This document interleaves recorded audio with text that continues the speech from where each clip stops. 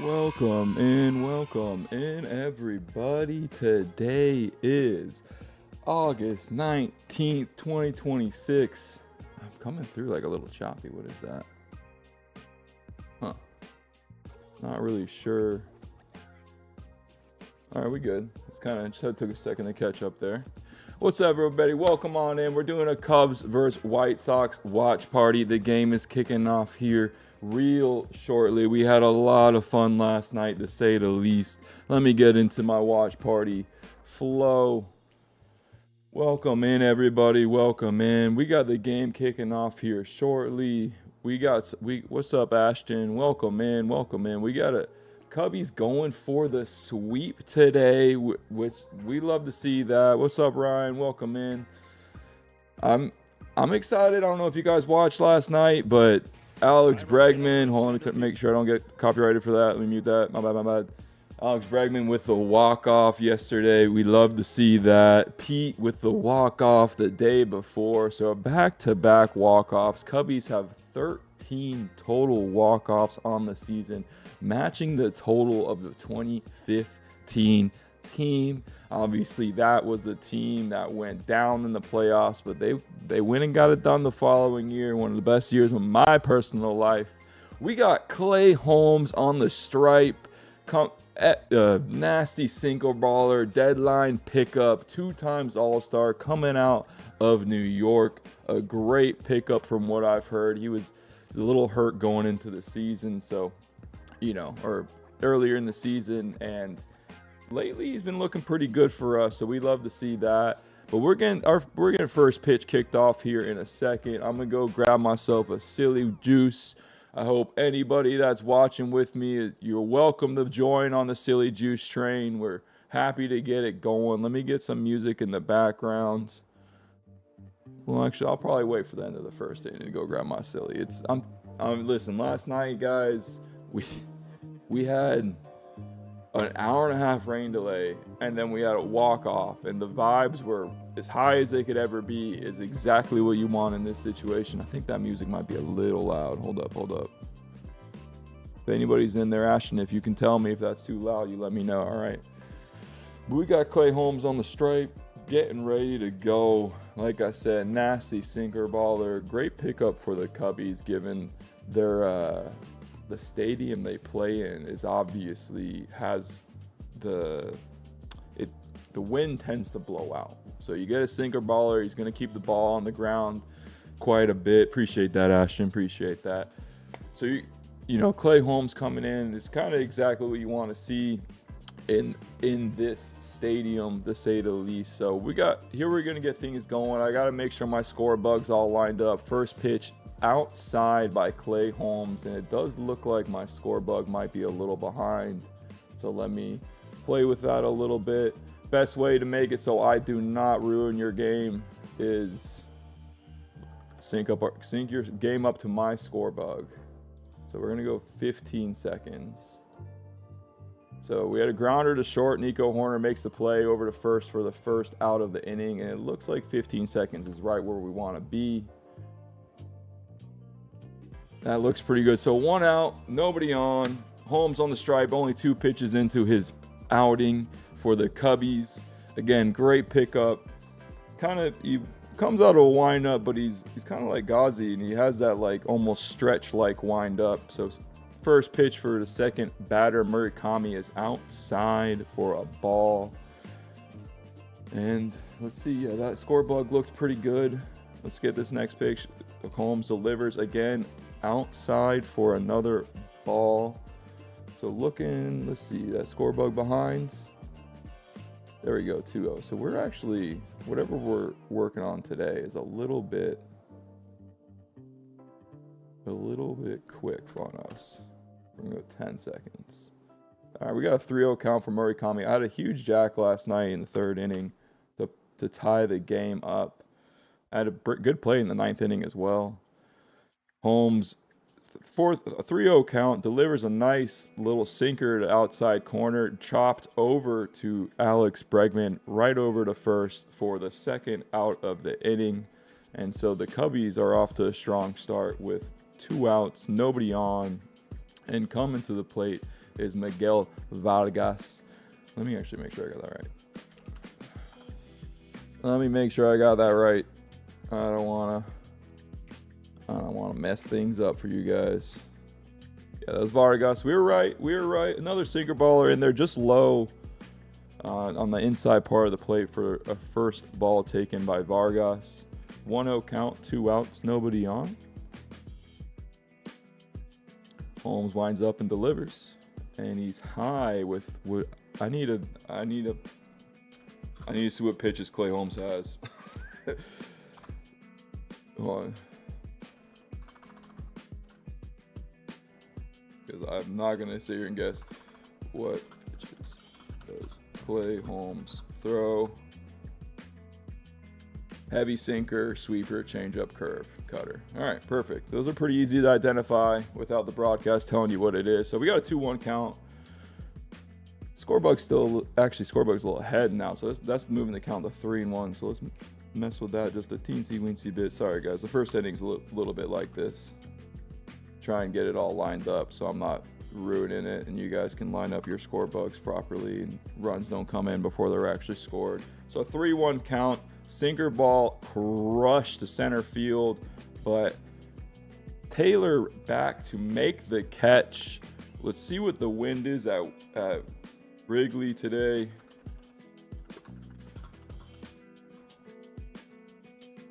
The wind is not blowing out today. It's blowing in, and that 6-mile-per-hour wind might have saved us a run there because that looked pretty hot off the bat. So great. I mean, not the best.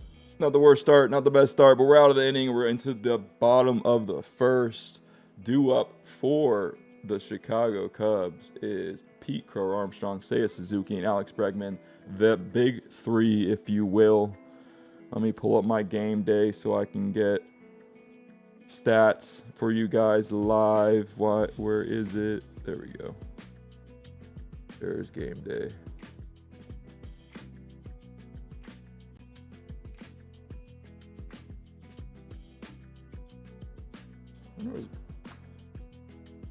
Hold up.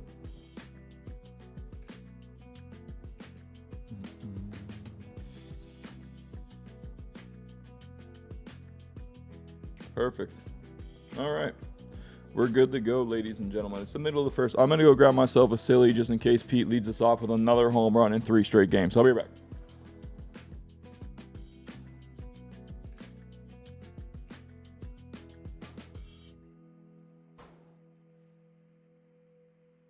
We are officially out of chuggable sillies, guys. I'm going to tell you right now, it's hopefully...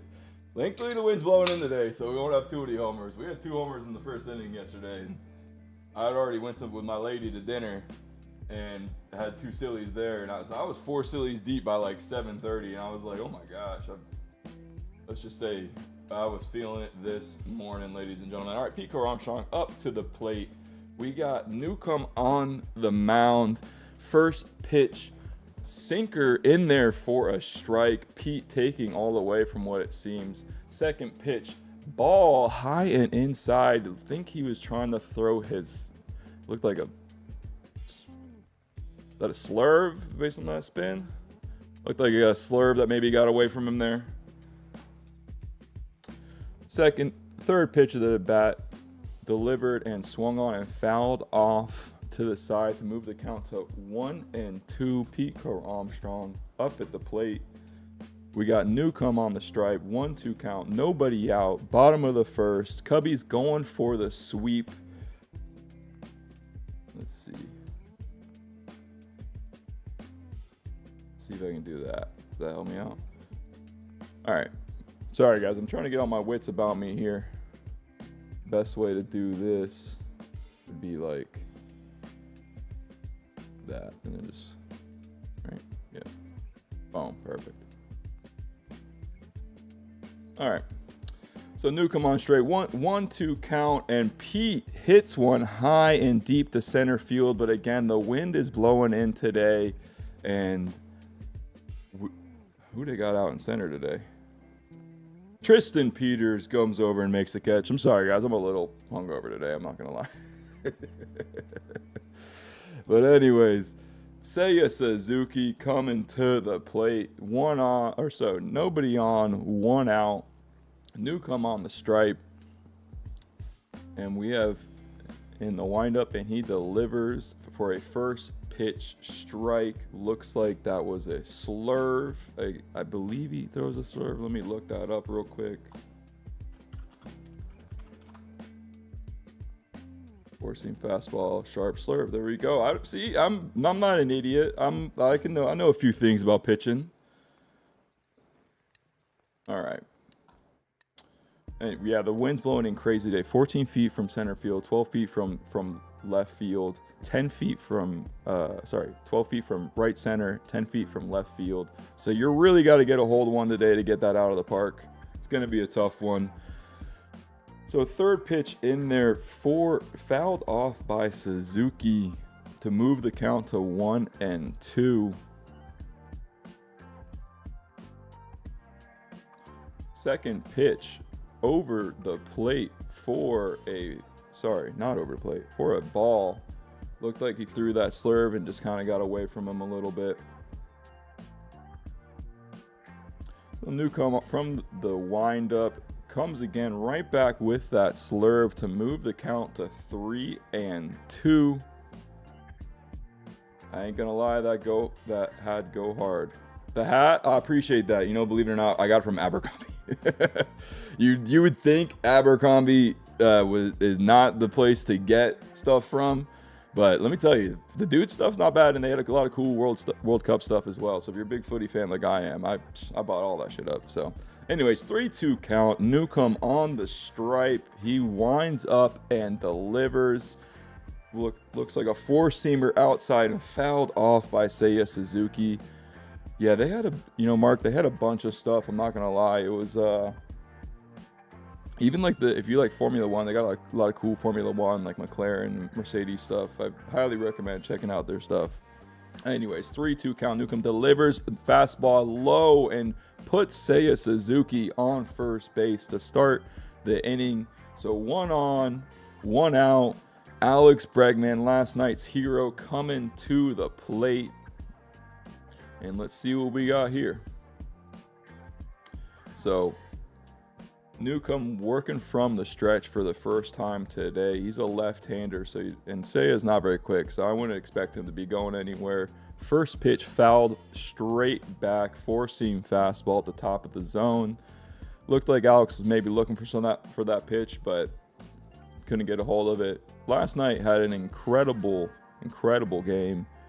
He tied the game in the 7th against a guy that hadn't give up a run in 2 months, and then he proceeded to win the game in the 9th inning with a base hit up the middle. Let me tell you, we ended last night's stream with like 70 people in here, and the vibes were as high as they could ever be, and it was a lot of fun. And this was not planned, guys. I was not going to be here today, but last night was so damn fun that we just had to do it again. Anyways, 0-2 count. Bregman at the plate. He's got to fight here to stay alive. Can imagine you're going to see this slurve buried in the dirt on this next pitch. Oh, he threw the slurve, but he did not bury it, and Bregman fouls it off just down the line. Barely foul by just a handful of feet. That would have scored a run if that dropped in there. Tough to see as Cubs fans. Especially him leaving the slurve over the plate like that. 0-2 count. Catcher wants that thing in the dirt. Or maybe it could be trying to drop it in at the top of the zone based on where it landed. But I'd imagine, with how hot Bregman's playing, then you're kind of pitching to protect and ahead in the count like this. Anyways, fourth pitch delivered and fouled straight back to keep the count 0-2. I didn't get the mile per hour on that read, but it looked like a fastball just down the pipe. And Breggy's just fouled it off. Still 0-2. We got Seiya Suzuki on first. Not too much speed out there, but could score if it hits the gap. Let's see. Pickoff attempt to first. Again, no, not really. Seiya's not going to be moving, so that's kind of just let me shake the cobwebs off a little bit. I got my head in the count on this guy. I need to rethink this one. And imagine they're coming right back with this slurve. We'll see. Ooh, fastball inside and misses to move the count 1-2. Newcomb 18 pitches into the first inning. Not really what you want to see out of your starter. You're aiming for that 15 pitch mark. So already a little behind on his outing. And so he winds up and delivers. The slurve is hung up there, but Alex gets under it just a little bit. What's up, Whitebeard? Welcome back in. And flies out to left field. Oof. Yeah, you can see he's pissed. I mean, that slurve was just hung right over the plate. Give him another chance at that, and he hits it a mile even with the wind blowing out, or blowing in. But, hey, is what it is. Whitebeard, how you doing, my man? Welcome back in. Good to see you again. Good to see you. Got a little rivalry going on with my girlfriend, I'll tell you that much. We got Michael Bushy at the plate.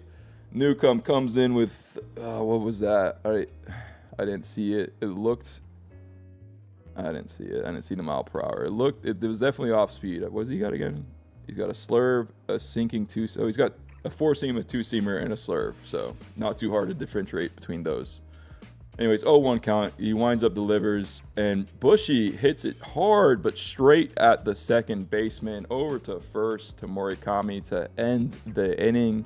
And Newcomb gets out of not too much of a sticky jam, but, not what you want to start your first inning off as, at least. And we are on into the second inning. I did not have to pound a silly, and given how hungover I am, I'm kind of glad that I just get to sip on this guy. Cheers to anybody else being a degenerate at home.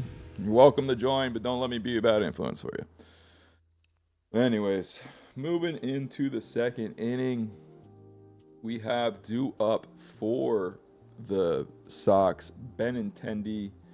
He's the veteran anchor of this team, the four-hole hitter, 2018 Red Sox World Series champ.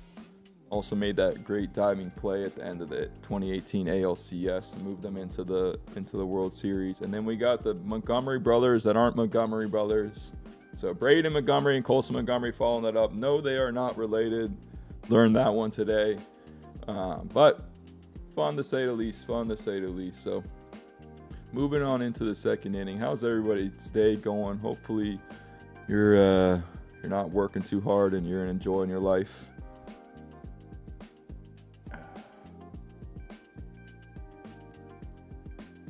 All right, back in action here again. The best way to do this, if you want to sync up the score bug.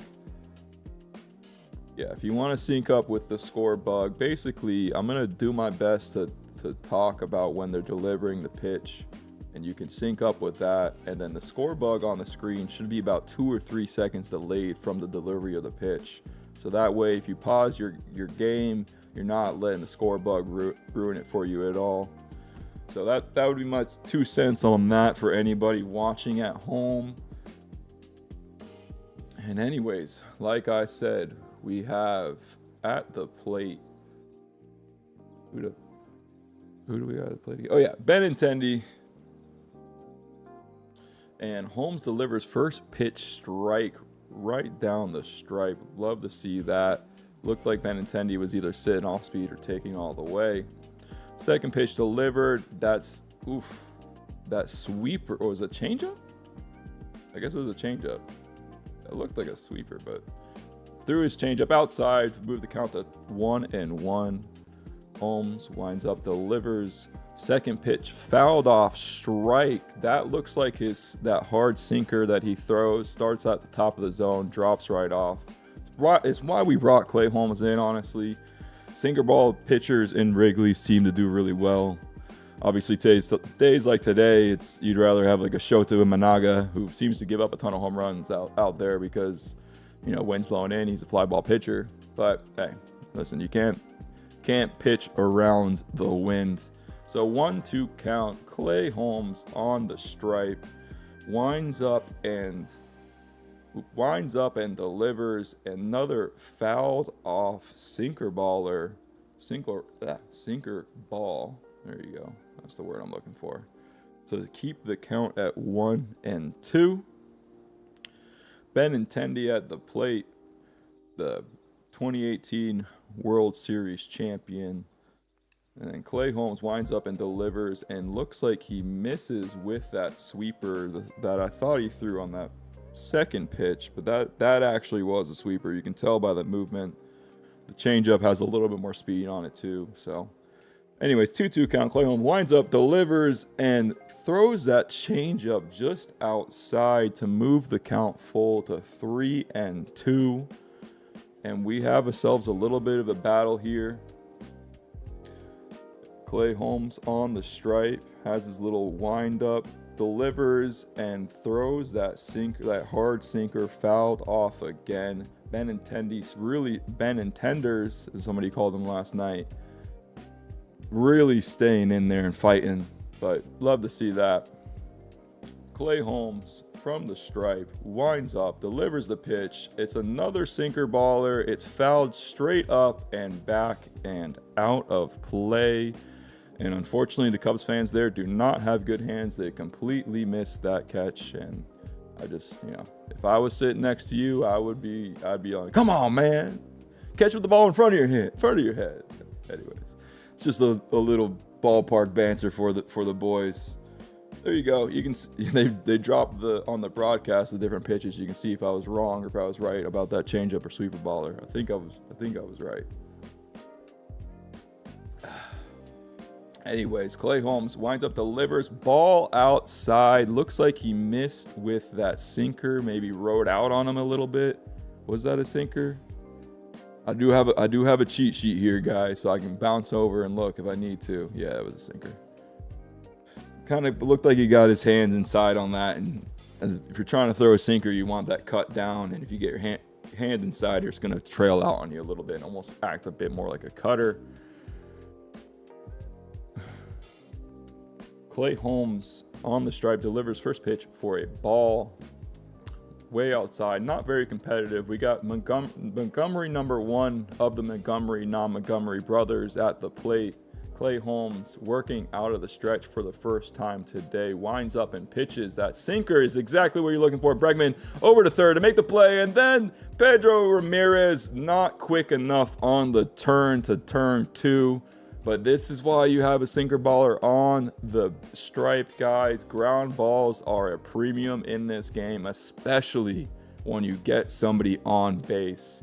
And hey, got the lead runner out, barely missed on the second out, but obviously can easily limit damage quite easily, simply just by getting that ball on the ground. So good play by Bregman, nice try by Ramirez, but couldn't get it done. And then first pitch swinging, lined up the middle off of Clay Holmes' foot and over to the second baseman, kind of dribbled over there a little weirdly, to say the least, and he is on safe for the second runner of the inning for the White Sox. So Clay got himself in a little bit of trouble here. 2 on, 1 person out. But again, we mentioned this in the broadcast.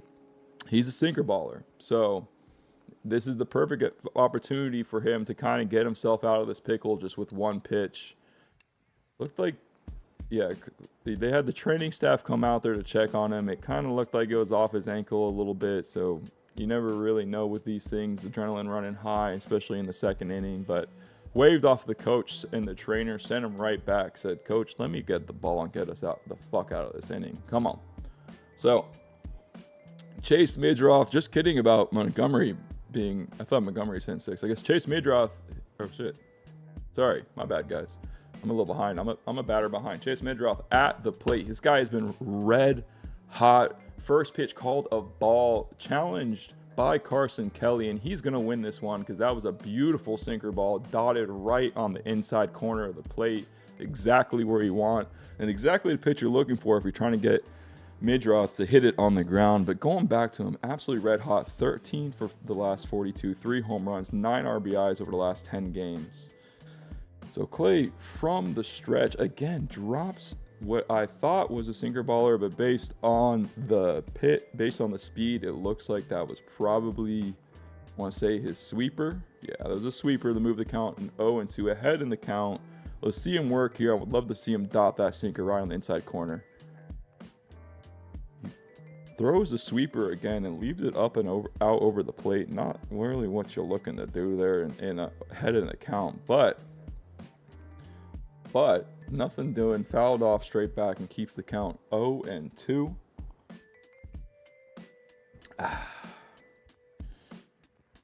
Holmes winds up and pitches. Sweeper rolled over to third at Alex Bregman. He too slow of a roller to get the lead runner, so Midroth moves the guys across and for a fielder's choice over to first base and puts the runners at second and third. Two runners in scoring position with 2 out.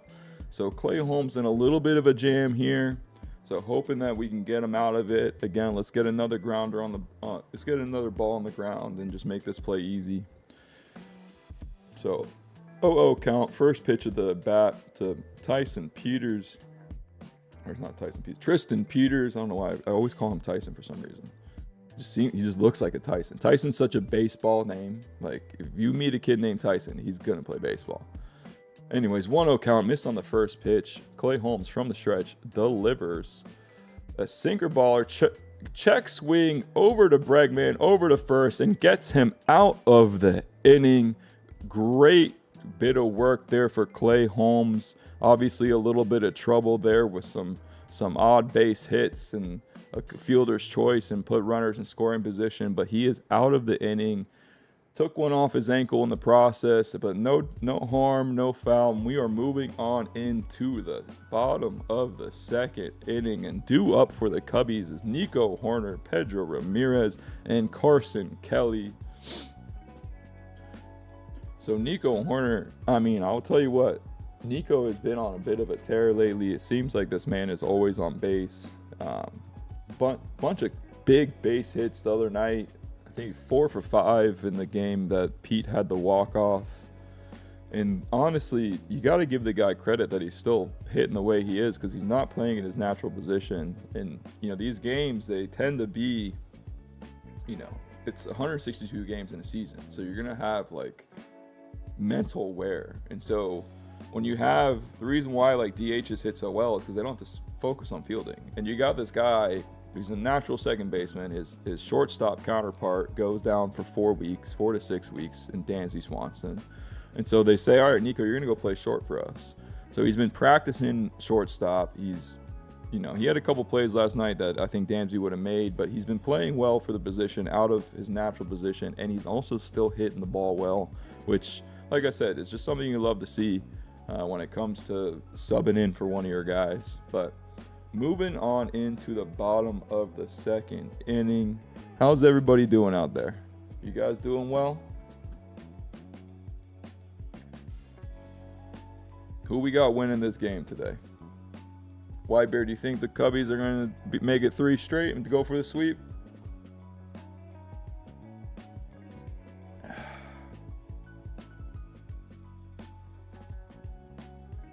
Don't all answer at once now. All right, Nico Horner at the plate. Newcomb winds up and misses with that heavy slurve high and outside for the first pitch of the at bat to move the count to 1-0. Winds up and delivers a fastball. Double down from yesterday. That's what I like to hear, Whitebeard. That's what I like to hear. Fastball swung on and hit to right field and caught for the first out of the inning, bringing Pedro Ramirez to the plate. Newcomb winds up, delivers the pitch. Fastball inside. Had a bit of cut on it. I'd say that's probably the 2-seamer. Let's cheat and see. It was a 4-seamer. Just kidding. Nobody saw that. 1-0 count. Delivered what looked to be like another one of these 4-seamers outside to move the count to 2-0 and put Pedro Ramirez ahead in the bat. And the next pitch is missed on high in the zone to move the count to 3-0. Ramirez way ahead here, probably taking all the way. Newcomb really works quick. So let's see, he delivers fastball right down the middle of the plate. Like we said, Pedro Ramirez taking all the way, and the count is 3-1. 3-1, 1 out. Pedro Ramirez on the plate, and the fastball misses low to again walk the second batter of the inning and put Pedro Ramirez on first base. So we got 1 on, 1 out, and Mr. Beautiful Eyes, Carson Kelly, coming to the plate. At least that's what my girl calls him. So, you didn't hear it from me. So 0-0 count. Newcomb delivers from the stretch and misses high to move the count to 1-0. Carson Kelly, one of the best defensive catchers in the game right now, especially at challenging calls. He's been hitting the ball pretty well lately too, so love to see that out of your catcher, because he's such an important piece to the game, to the flow of the game and the pitcher. And Newcomb misses the second pitch for another ball to move the count to 2-0. He works quick here. He basically pitches within the first 10 seconds of the pitch clock. And so he delivers here. Fastball taken by Carson Kelly and dotted in the top corner. Sorry, Whitebeard, I just saw this. Sheesh, what a win yesterday. Good on you, my man. Cheers to you. I'll drink water to that. 2-1 count. Newcomb throws that heavy slurve and misses way outside. Non-competitive pitch. Moves the count to 3-1. Runner on first. 1 out.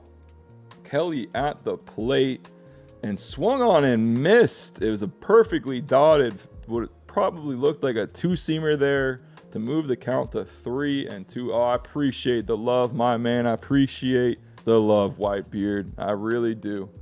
So 3-2 count. Newcomb on the stripe. 1 out. Pedro Ramirez at first. Delivers the pitch. It is chopped to second base. This is going to be 2. Carson Kelly does not move quick after crouching for his whole career and gets Newcomb out of the inning to move us into the top of the third. 0-0 still. Both pitchers getting themselves in little pickles and getting themselves out of it. So we're going to have a bit of a slower day today with the wind blowing in so heavily. So we'll see what this looks like, but we got Clay Holmes, what I presume to be Clay Holmes, coming out for the top of the third. He did get hit in the ankle by a grounder up the middle last inning. He did wave off the trainers and just said, "Let me finish this shit," and boy did he. He definitely did. So credit where credit's due, but you never know. Adrenaline pumping high in these situations. The guy could very well easily get into the dugout and be like, "Coach, this shit kind of fucking hurts. I need to get out of this thing." So hoping he comes back out there. I think he'll be fine based on the way he finished the inning and waved off the coaches. But, I do believe he actually had an injury earlier in the season, the same exact type of injury, like a grounder up the middle. Which, listen, if you're a sinker baller, you're probably going to get hit in the ankles a few times. It's probably not the first time he's been hit in the ankles, because you're getting so many balls on the ground. So it's kind of just the nature of the beast, right? Anyways, moving into the top of the third inning, due up for the Sox is their catcher, Rogers, and then followed by the top of the lineup. So we have a good little pitcher's duel going on here. Only 1 hit given up for the Cubs. No hits given up for the White Sox so far. Couple of walks, so no perfect games out there right now, but no hits to say the least through 2. So anyways, moving into the top of the third, we got Clay Holmes back on the stripe. That is great to see, and we're gonna see a couple of these sinkers here real quick. So the guy likes to work quick and get ahead in these counts. Which I don't know a pitcher that doesn't like to get ahead in the counts, but he definitely seems to do a pretty good job of attacking batters on the first pitch. So first pitch delivered, and just not what I was saying. He misses with, looked like a changeup that kind of slipped out the hands. Was it a changeup? It was a sinker that slipped out the hands.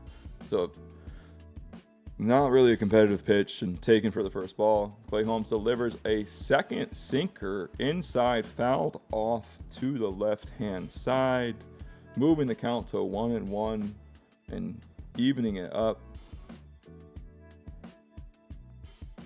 Welcome on in, Cameron. Welcome on in. Come enjoy the Cubbies. Oh, we got Taylor flying a drone over the stadium right now. I don't know how that's very safe, but Clay Holmes, third pitch of the bat, delivered I didn't see it. It was a slurve. It was a sweeper. Sorry. He throws a sweeper. Newcomb throws a slurve. That's how it works. So moving the count to 1-2. Ahead in the count, Clay Holmes attacking here. Probably going to see, you're probably going to see a sweeper buried or at least thrown high and try to drop in there. And he did try and throw that sweeper and missed high to move the count to 2-2. We got the next pitch coming up here in a second. If the broadcast would actually show me instead of the drone view. Swung on and fouled off to the left to keep the count at 2-2. Was it 2-2? Yeah, 2-2. They're just showing like a drone shot for some reason, guys. I can't really commentate on it. So 2-2, pitch delivered. Sweeper hung up over the plate, and great play by Alex Bregman over at third to make, almost threw Michael Busch off of the bag. And he makes a great play to retain the first out of the inning and keep runners off the bag. May have wanted to, great play by Bushy. Ball was over his head. He jumped, caught it, and then landed on the bag and rolled backwards. I mean, not the most athletic looking feat, but hey, it's somewhat. It was something. It was something. Now we got the broadcast showing us the drone operator. Definitely what we all came here to see. Love that. Clay Holmes' first pitch to Antonacci. I've got to learn how to say that guy's name properly. Misses outside to move the count to 1-0.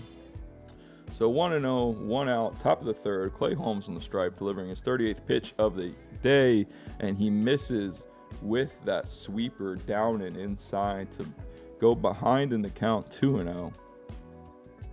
Again, we got the drone operator showing us what's going on around Wrigley.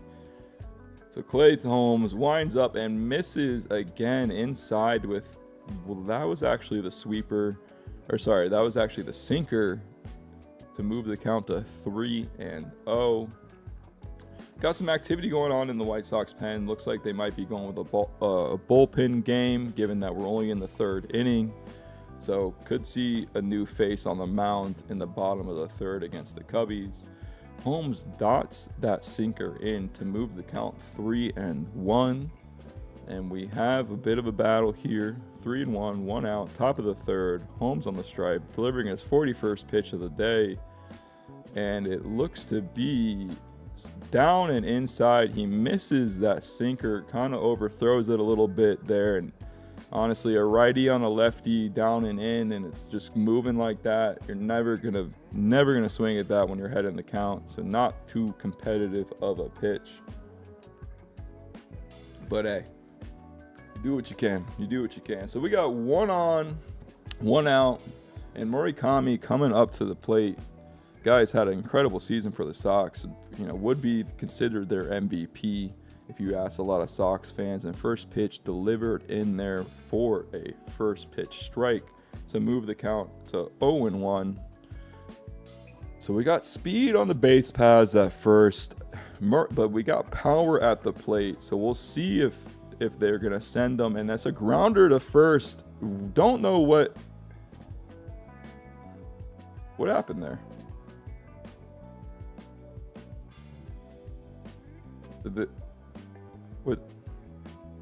So I'm not listening to the broadcast, guys. I don't. So the guy at first on a grounder tried to turn around and run back to first as if maybe he thought that the ball was caught. That was okay. That's the only explanation that I would think, is that he wasn't sure if that ball was grounded or if that ball was hit straight at the first baseman. A little bit of a weird play that you're not ever really going to see, especially at this level. But a grounder to first, the man on first starts going to second and turns around to try and go back to first. What the hell is that guy doing? That's what I want to know. So Clay Holmes from the stretch, that we'll call it a fielder's choice. It will be scored a fielder's choice. And the first pitch is missed inside to move the count to 1-0.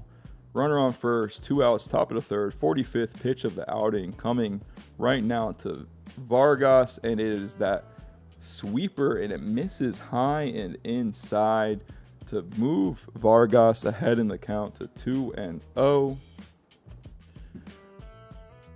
Holmes from the stretch, winds up, delivers, swung on and missed. The sweeper does what it does, looks nice and juicy, drops out the zone, moves the count to 2-1, and makes this a very big pitch coming up right here. Let's see what he comes with. I'm thinking he's going to try and dot that sinker on the outside corner of the plate. 2-1 from the stretch, lines up, and he does exactly that. Drops the sinker right in there perfectly. Exactly what you want to do in that situation. 2-2 count, 2 outs, runner on first. Clay Holmes, let's strike him out right here. I would love to see that sweeper drop right in at the top of the zone.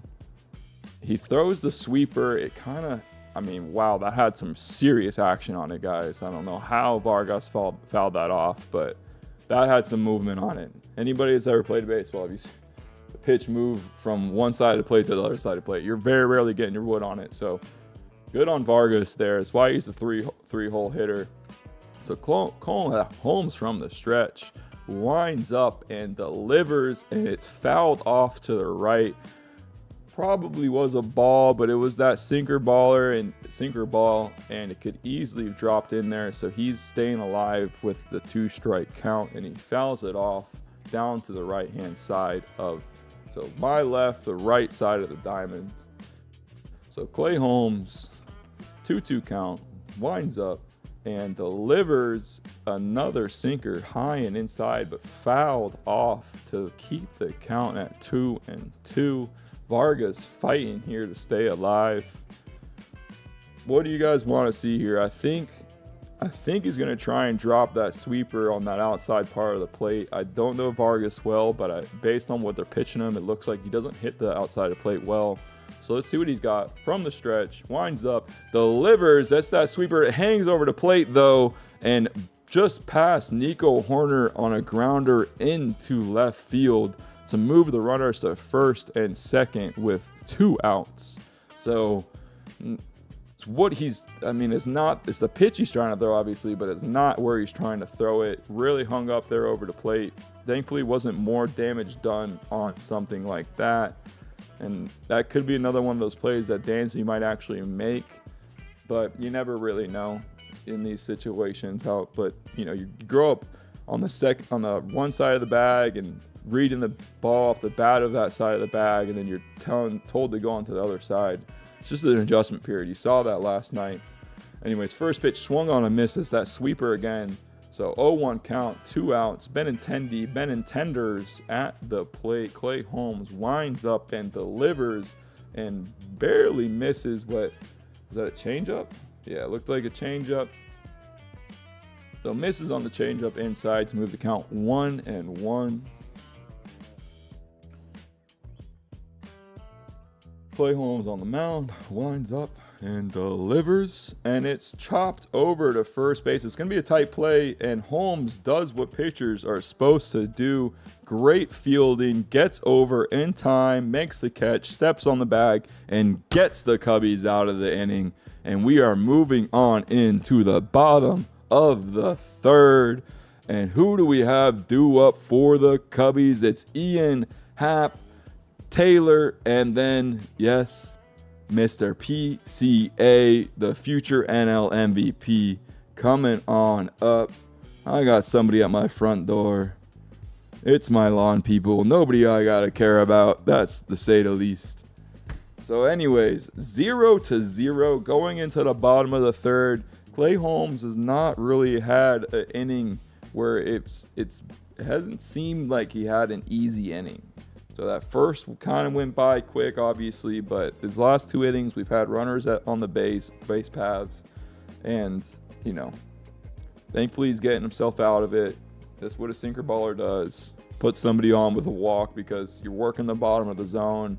When you're working the bottom of the zone, you only have so much that you can work with. So when your main pitches are fastball, sinker ball, and then a sweeper, you're going to miss down and away on a lot of batters or down on inside on certain batters. And so makes it a little bit more difficult to avoid those walks. I don't even got to look at his walk rate, and I could probably tell you that he's above league average. But that's just the nature of the sinker baller.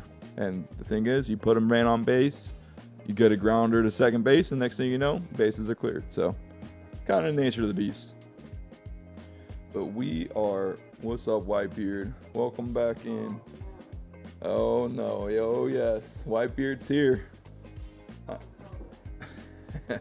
I told you got a little rivalry here, Whitebeard, with my lady Fran. More than a friend. My lady girl. I think his beard's fake.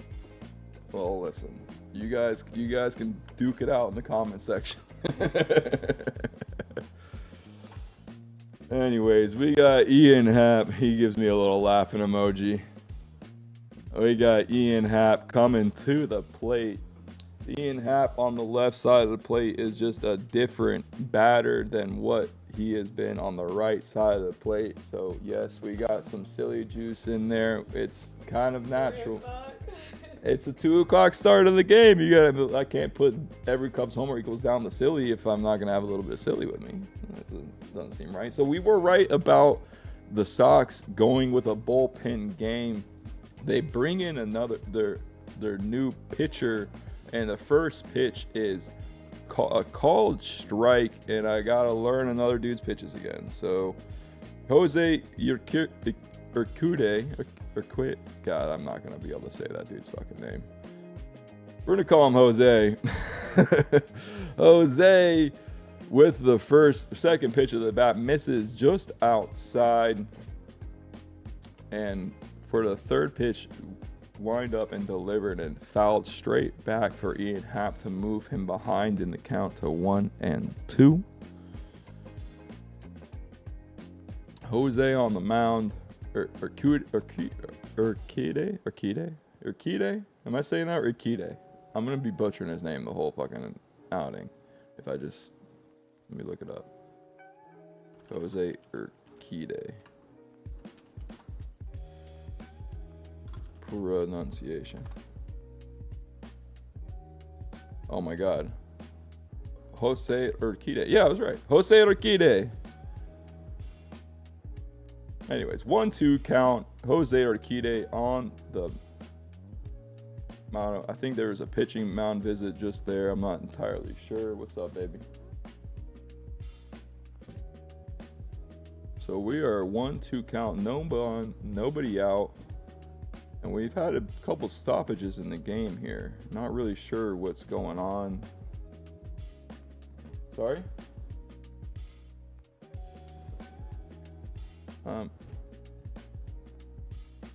Everybody's looking all confused. They're all pointing at each other. I can't really tell you precisely what's going on here, guys, but it looked like they're calling the argue with the ump.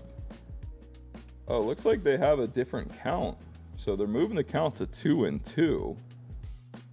This is where the broadcast comes in handy, guys. I'm sorry. I'm at the bane of a muted broadcast. But it looks like they're moving the count to 2-2 based on the umpire at first base's discretion. For those that don't know, if the ump behind home plate loses the count, the ump on first base is actually supposed to be the secondary counter. So Jose Urquidy on the mound, he delivers to Ian Happ inside to move the count full. Look, oh, he got a pitcher time violation. He got a time violation that moved the count to 2-2 because they brought the second baseman a pair of sunglasses out. That's interesting. Anyways, next pitch fouled off by Ian Happ to keep the count full. So 3-2 count. Urquidy on the stripe. He winds up and delivers, and Happ swings and a miss. Great pitch by Urquidy. What did he strike out on? That looked like a sweeper. No, it was a circle change. They're not telling me on the game day thing, but I could tell by his hand positioning. That was definitely a circle change, and a hell of one, to say the least. Urquidy winds up and delivers a sweeper right over the plate, taken by Taylor for the first strike at the bat. 0-1 count. Remember, boys, ladies and gentlemen, we down the silly on any home runs. So wind's blowing in today, so we might not be down at anything. Let me rephrase that. We down the silly whenever Cubs hit a home run. I am definitely not going to down the silly if the White Sox hit a home run. But that's neither here nor there. So second pitch missed, moves the count to 1-1. Taylor, another trade deadline acquisition, utility player, kind of plays all over the diamond. And that second pitch by Urquidy is in there for a called strike 2 to move the count to 1-2. Urquidy on the stripe.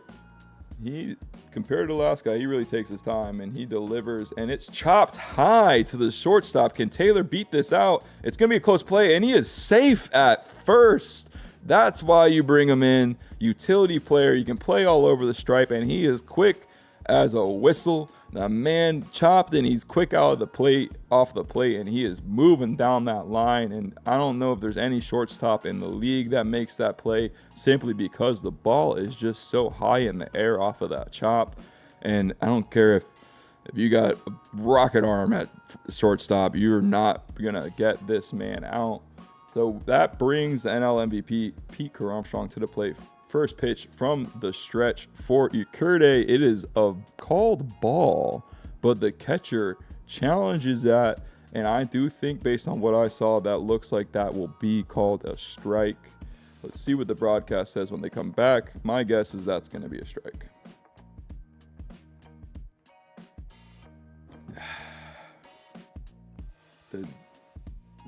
You guys going to tell me it was a strike or not? Come on. It was a strike. Okay, so 0-1 count, runner on first. Pete Crow-Armstrong at the plate, 1 out, and delivered, and popped up. I don't know where the hell that went. I think that popped up straight back based on everybody's reaction, but it looked like that should have been in play. But moving ahead in the count, Jose Urquidy, 0-2 count, 1 on, 1 out, PCA at the plate. He's got to fight to stay alive. Let's see what we got here. Jose Urquidy winds up and delivers a sweeper in the dirt, swung on and missed for a strike 3. Actually, I don't think it's a sweeper. I think it's just a good old-fashioned 12-6 curveball that he got way over the top of. And I mean, if you're gonna bounce the ball to the home plate and you're gonna get the guy swing and miss, I mean, that's a pitcher's dream right there. Ain't nobody hitting that pitch. So Pete's probably kicking himself a little bit there. Maybe he's not seen this guy before, not entirely sure, but Seiya Suzuki takes a first called strike just outside on the corner to plate. Basically a perfect pitch by Urquidy with that sweeper right there. So 0-1 count, runner at first, 2 outs, bottom of the third. Seiya Suzuki at the plate, and he swings and fouls it straight back to move behind in the count to 0-2. And we have ourselves a bit of a fight going on here for Seiya Suzuki. He has to stay alive here. He's got to fight some pitches off and work the count. So Urquidy's had some good command this afternoon. Let's see what he does here for the third pitch of the bat. And that is a very poor swing, not even a swing, more of like oh my god, I can't believe I just did that swing, and strikes out Seiya Suzuki. So of the big 3 of Seiya Suzuki and Pete Crow-Armstrong and Alex Bregman, he has struck out 2 of them. So not what you want to see if you're a Cubs fan, but hey, it is what it is, guys. It is what it is. We move into the top of the 4th inning. Do you guys got Pete winning the MVP, or are you a Shohei Ohtani fan? Let me know. I personally have Pete winning it in more ways than one. Whether it be a financial gain win or whether it be a personal want him to win. I think I'm supporting both of those things there.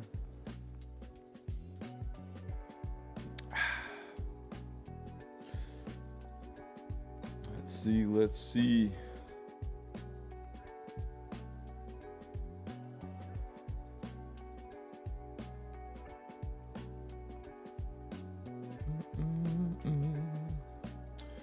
All right, we're going to be kicking off the top of the fourth inning here soon. Due up for the White Sox is the Montgomery brothers that aren't actually brothers, but they've hit back-to-back, and that is very confusing. Although if they were brothers, that would be really, really cool to hit behind your brother in the MLB, but no, that's just not the case. Not the case. So we got Montgomery and Meardroth due up for the White Sox. Clay Holmes still on the stripe. Let's see if I can do something here.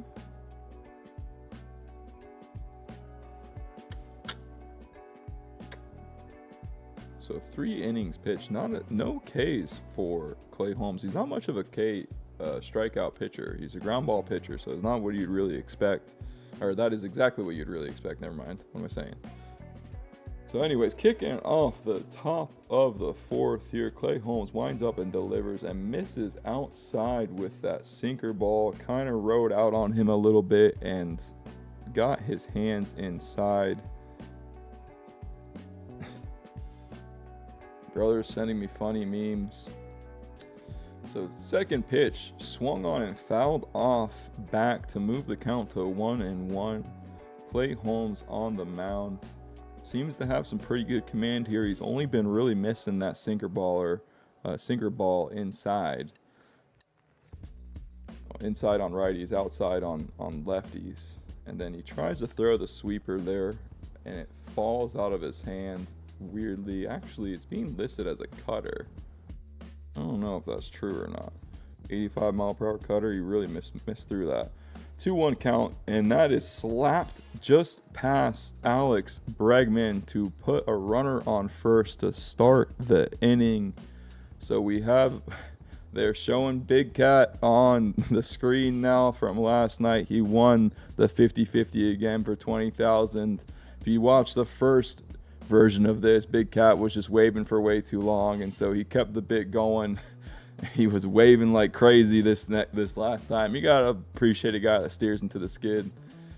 Anyways, nobody out, runner on first. Clay Holmes delivers and misses outside with that sweeper.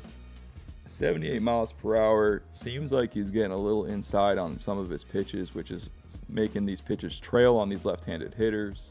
So down in the count, 1-0. Winds up, delivers the pitch, and it's another sweeper, a much more competitive pitch. Kind of rode that on the inside of the plate, but drops out of the zone for the second ball of the bat to move the count to 2-0. And he is behind here. He's going to have to fight. We're looking, hopefully get this sinker ball maybe down in the zone, and he throws the cutter that actually trails on him again and moves him out to 3-0. Just not what you're trying to see out of your starting pitcher. Just as I was talking about his command, this kind of seems to have fallen off. So does the broadcaster jinx there? Actually, I'm going to say his command is horrible. Let's see what this next pitch looks like. Swing and a miss. There you go. I forgot. This is how it works. I think Clay Holmes sucks, and he's not going to get a ground ball here, and he definitely won't get a double play ball to move us to 2 outs in the inning. That definitely won't happen. No, there's no chance Clay Holmes gets a grounder here. No chance. No chance. I almost guarantee there's no way that there's a grounder on this next pitch. So 3-1 count. Clay Holmes delivers what is going to probably be a sinker, left a little high and fouled off and out of play to move the count full 3-2.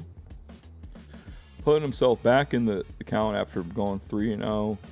So got a real big pitch coming up here. Let's see if he can make it competitive or not. Javert, get on out of my stream. I don't want your AI users. Clay Holmes winds up and delivers what swung in on and missed. Strike him out, throw him out. The runner goes at second. And like I said, Carson Kelly, one of the best defensive catchers in the game, throws out the runner, and it's a strike him out, throw him out, doing it the old-fashioned way. We don't need a double play over here. We'll just strike out the batter and throw out that runner. That's exactly what you want to see. It could not have been a better throw by Carson. Right on the money, left side of the bag. Nico Horner catches it, tags him on the booty. Actually tagged him on the shoulder first. and gets Clay out of the jam. There's still only 2 outs though, but that first pitch is swung on and hit to the third baseman and over to Bushy for the final out of the inning. And again, no harm, no foul. Clay Holmes gets himself out of the jam. So it's kind of his MO, man. Put runners on with a walk or a little chop base hit and then get himself out of the inning. We love to see that. We absolutely love to see that. So we're moving into the bottom of the 4th inning. Due up for the Cubbies is Alex Bregman, last night's hero, Michael Busch, and Miso Horner. Exactly. That's too funny. Nico Horner. So let's see what we can do. Jose Urquidy has some pretty good command here. He's coming what seems like to be a bullpen outing for the Sox. So he's coming in relief in the 3rd inning. He had a great 3rd inning, so let's see if he can keep up that momentum into the 4th with a pretty good heart of the Cubs lineup coming up. So expect to do a little damage here, at least get a runner on base, move the line. The no-no is out of commission. The Cubs did get their first hit last inning. Welcome back, Whitebeard. We missed you, buddy. Hope you guys are doing well. Welcome on, Aaron Rods. Welcome in. I feel like you got a lot of people that just come in here thinking I got an illegal stream going, but listen, guys, TikTok will take me down faster than I can finish the goddamn sentence if I did that. So unfortunately, you gotta pay the piper. You gotta get the MLB package. I ain't getting taken down for you. You gotta figure that out. I need the Cubs to do something crazy. I also would love the Cubs to do something crazy. Anyways, we are coming up to the bottom of the 4th inning, and that first pitch is taken by Alex Bregman for a strike. How much is the MLB package? I don't know. I think it's like $10 a month. I'm not entirely sure, to be honest. I think it's different if you want to watch all the games versus just some of the games. Alex Bregman chops it over to 3rd for the first out of the inning. Urquidy seems to be dialed in quite well. Nothing ball game. And we have coming to the plate Michael Busch. Got a righty on lefty here. It's kind of what you're looking for. Let's see if Bushy can do a little damage. The wind's blowing in like crazy today, so I think you're going to have to manufacture some runs the old-fashioned way. Get a runner on base, move him over, base hit to score a run. First pitch is missed. Looks like a sweeper that ran outside on him. Just kidding, that was a changeup. Looked like a sweeper to me. And then next pitch, curveball right in there for a called strike. So moving the count to 1-1, being a bit patient. Oh, they got Cade Townsend in the booth. That's good to see. Set third pitch, swung on and missed by Michael Busch to move the count to 1-2. He is behind in the count and needs to fight to stay alive here. Second batter of the inning, 1 out, nobody on. Bottom of the 4th, Urquidy in on relief for the bullpen outing for the Sox. And they are showing Townsend in the booth. So Urquidy winds up and delivers. And a called strike 3 right down the pipe. I'm not sure what Bushy was doing there. That's a fastball right down the pipe and when you're down in the count, you gotta at least try and foul that thing off. Not much movement on it, so I don't know what he was really doing there. If he's sitting off speed or if he thought he had some in there, but just that thing is right down the plate. You gotta foul that thing off, my man. You gotta foul that thing off. Anyways, coming to the plate, Nico Horner. Urquidy delivers a first pitch called strike. The boys are being patient at the plate, but almost too patient to a detriment. 0-1 count. Urquidy winds up and delivers a missed ball down in the zone. Moves the count to 1-1. Nico Hoerner, very patient at the plate. At this point, 2 outs in the inning, just trying to get on base and start a 2-out rally. Takes the third pitch for a called strike. So hasn't even moved the bat off his shoulder. This at bat, 1-2 count. Humming on. The Cubs broadcast seems to love to show everything besides the game. And Urquidy drops in a fastball. Maybe, was it a cutter? No, it was a sinker. 95-mile-per-hour sinker. Dots the corner of the plate for a called strike 3. So the back-to-back strikeouts, back-to-back called strike 3s. And we move into the top of the 5th inning. We got ourselves a little bit of a pitchers duel, because it's not the 2 starting pitchers, because Urquidy came in relief. But man, this guy has been dialed in since he stepped up to the plate, or stepped up to the stripe. Sox fans got to be happy with what they're seeing out of their second out the pen. Anybody know a little bit about Urquidy? It looks like he's got a bit of a rough ERA, but the guy has 5 Ks right now. So on the season, he's 1-1, 7.36 ERA, 7 games. He has a save, only 11 innings pitched. So not entirely sure what, maybe he was hurt this season. I don't know. Anybody got a little details on this guy? The guy is fucking throwing the piss out of the ball. So I've got to give him credit where credit's due. I think he's seen 6 batters and he struck out 5. The guy is dialed in. So we're not seeing the ball out of his hand very well. It's going to take him.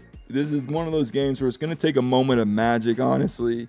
Somebody, and again, with the wind blowing in 15 miles per hour almost in every side of the field, I mean, you're going to probably have to manufacture some runs. Don't be surprised if you see somebody get on base early in the inning and a sacrifice bunt being put down in these conditions. I could really, very well easily see the Cubbies doing that. They like to play a little small ball. So we got Tristan Peters coming up to the plate, followed by Rogers and Antonacci. So first pitch by Holmes is looks to be a sweeper that's chopped, or not chopped, lined over to Pedro Ramirez and caught for the first out of the inning. Love to see a 1-pitch, 1-out start to the 5th. Clay Holmes really dialed in here, guys. The guy has a lot of movement on his sinker. He's got a lot of bite on the pitches he throws, and it's showing up here in force. So Clay Holmes winds up with, who's at the plate again? Rogers, their catcher Rogers. So he misses for the first pitch to move the count to 1-0.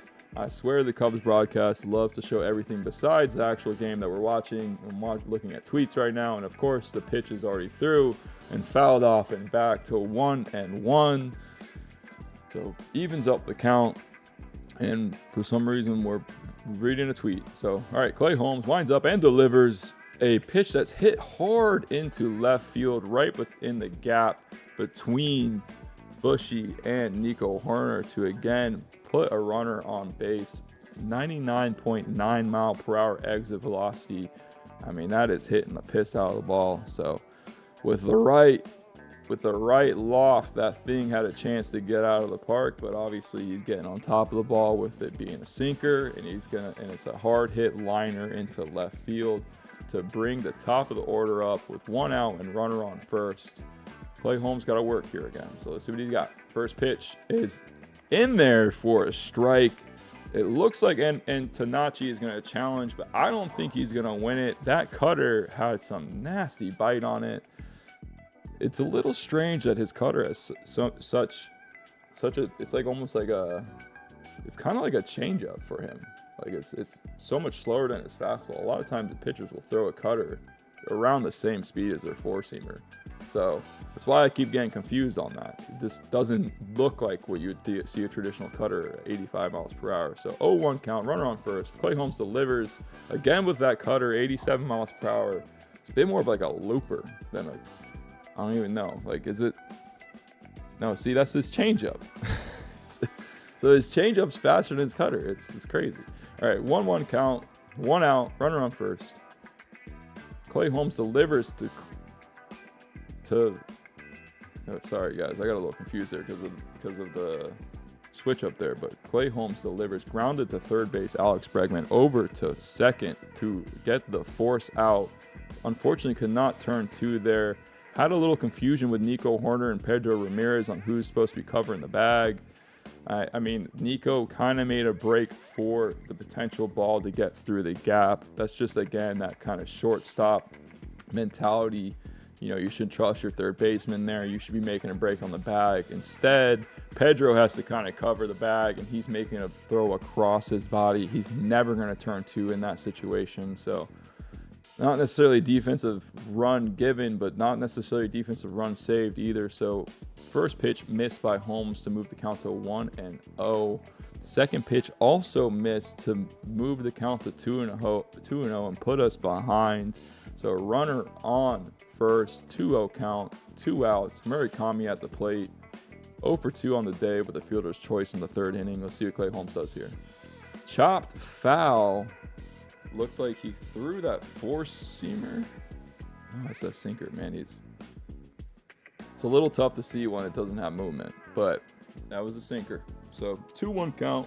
Murakami ahead in the count. Clay Holmes got to work here to try and get us out of the inning. See what he's got here. Looks like he's going to throw someone off. Yep, he threw that cutter. And he can't seem to get that cutter over the plate. He misses outside almost every single time. It's almost like he's just a little inside on that downward movement. So Clay Holmes behind the count 3-1 winds up and delivers a perfect. That's the cutter too. That's what his cutter is supposed to be doing. That's not a fucking cutter. I'm sorry. That is a really tough pitch to read out of the hand. It does look like a fastball, and that has that much bite on it. I guess that's just like basically throwing a different version of his sinker. So 3-2 count. Runner will be moving on the pitch, and Clay Holmes delivers a chopper to Bregman. He goes over to first for the final out of the inning. What a play by Breggers. We had that lined up perfectly. Shout out to the coaching staff. You had Nico playing up the middle. You basically had Alex Bregman at shortstop, and he makes a diving play on a pretty hard hit ball to get us out of the inning. Murakami is not the fastest runner, so he couldn't necessarily take his time, but he definitely delivered exactly what you need in that situation. So great to get us out of the top of the fifth inning, and we move into the bottom of the fifth with Pedro Ramirez, Carson Kelly, and Ian Happ due up for the Cubs. We got ourselves a pitcher's duel here, ladies and gentlemen. 0-0, only 4 hits for the White Sox and only 1 hit for the Cubs. You kind of expected this with the wind blowing in. You also kind of expect this with the long rain delay and the late night. Like, we ended our night here around 1 a.m. They ended the night there around midnight. Honestly, on a high note too. So trying to go to sleep after, a walk-off, and then, these guys are probably asleep by like 2 a.m. at best. And then you're into the ballpark by noon. You don't get a batting practice. So you're just kind of just going through your rounds, and then the wind's blowing in on top of that. So it's kind of a triple whammy for what would be a perfect pitcher's duel. If you are a bettor, I can't say that on TikTok. Just kidding. I'm not going to. But if you are one of those people that does those things that TikTok is not a big fan of me talking about, these are the type of games you look for. Now, it would always reflect in that. There's so many words I just can't say to describe it right. But you know what I'm trying to get at there. But it would reflect in how the books look at it. But I still think it's one of those things you're kind of looking for. Late night walk off for the team. And, no bat. Like, just so you guys know, anytime there's a day game, there is no batting practice. So a lot of times these guys, day games can be a little tough. And especially when you throw the wind moving in 15 feet of taking off 15 feet of flight off the ball, you're making for a tough day at the plate for the hitters. Urquidy coming into the bottom of the fifth. He has struck out most of the people that he's seen, and he gets that first pitch in there for a strike to move the count to 0-1. Second pitch delivered and in there for a strike to, again, move the count to 0-2. What's up, Cam? Welcome on in, my man. Hope you're doing well. I became a title gifter for the first time. I can imagine that's automated. I don't think you're sitting there texting me that.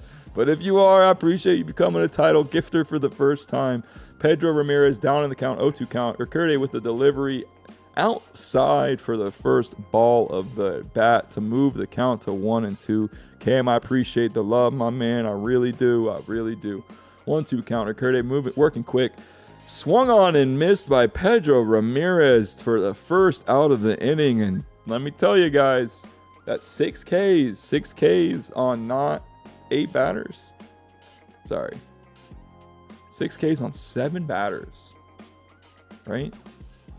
No, he did third. Yeah. 6 Ks, 7 batters. The guy is absolutely dialed in.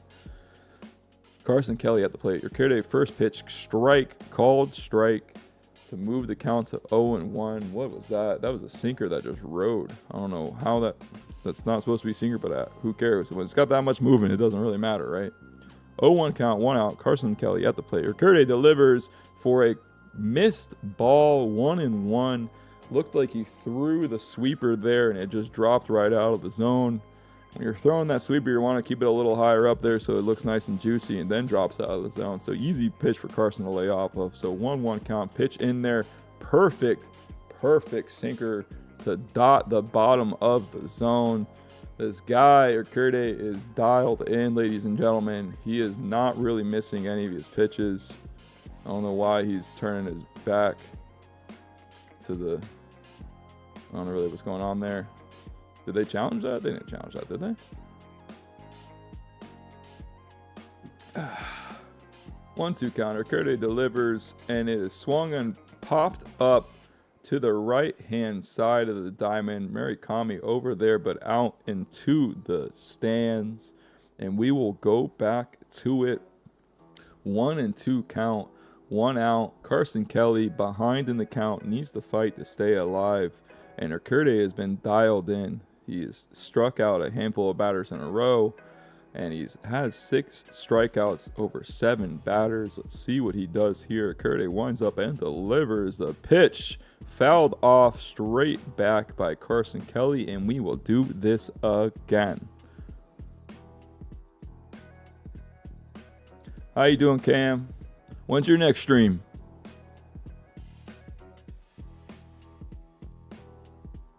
Carson Kelly at the plate takes the second ball of the at-bat to move the count to 2-2.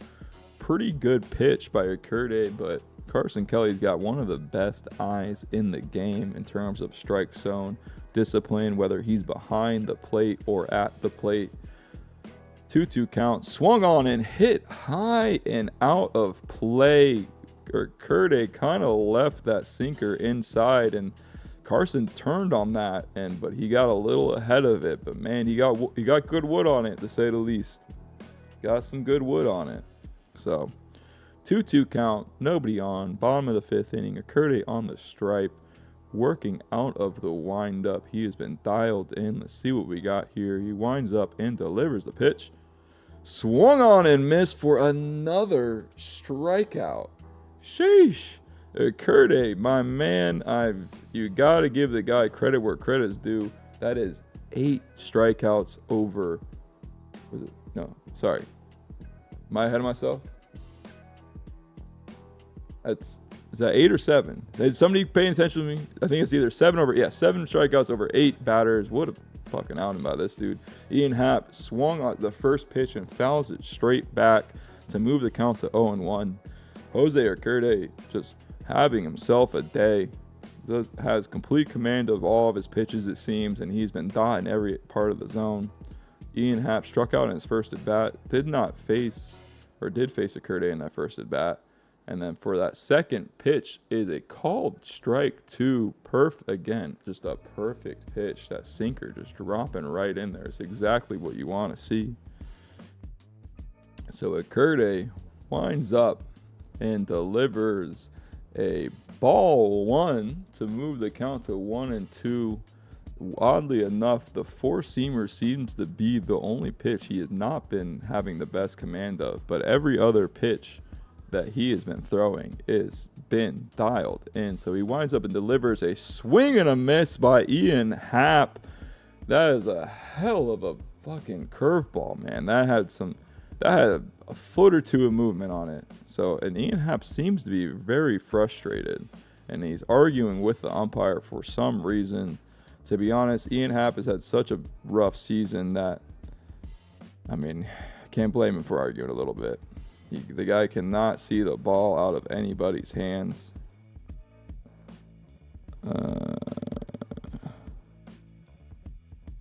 We got some updates in the footy world, but we are talking about baseball here, so we're going to save the footy updates for Friday. For any of my footy fans out there, we are doing a watch party for the Arsenal Coventry game. Should be a good kickoff to the Premier League. My mom's hometown, Coventry, against my favorite team, Arsenal.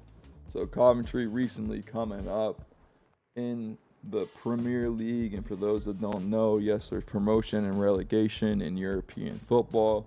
So if you suck and you're the bottom three teams of the league, you get sent your ass down. And if you're a top three team from the bottom league, you get sent up. So English team Coventry won the championship, the second league in England last year, and now they are in the Premier League. So they kick off the season against the previous year champions, and that is my favorite team, Arsenal.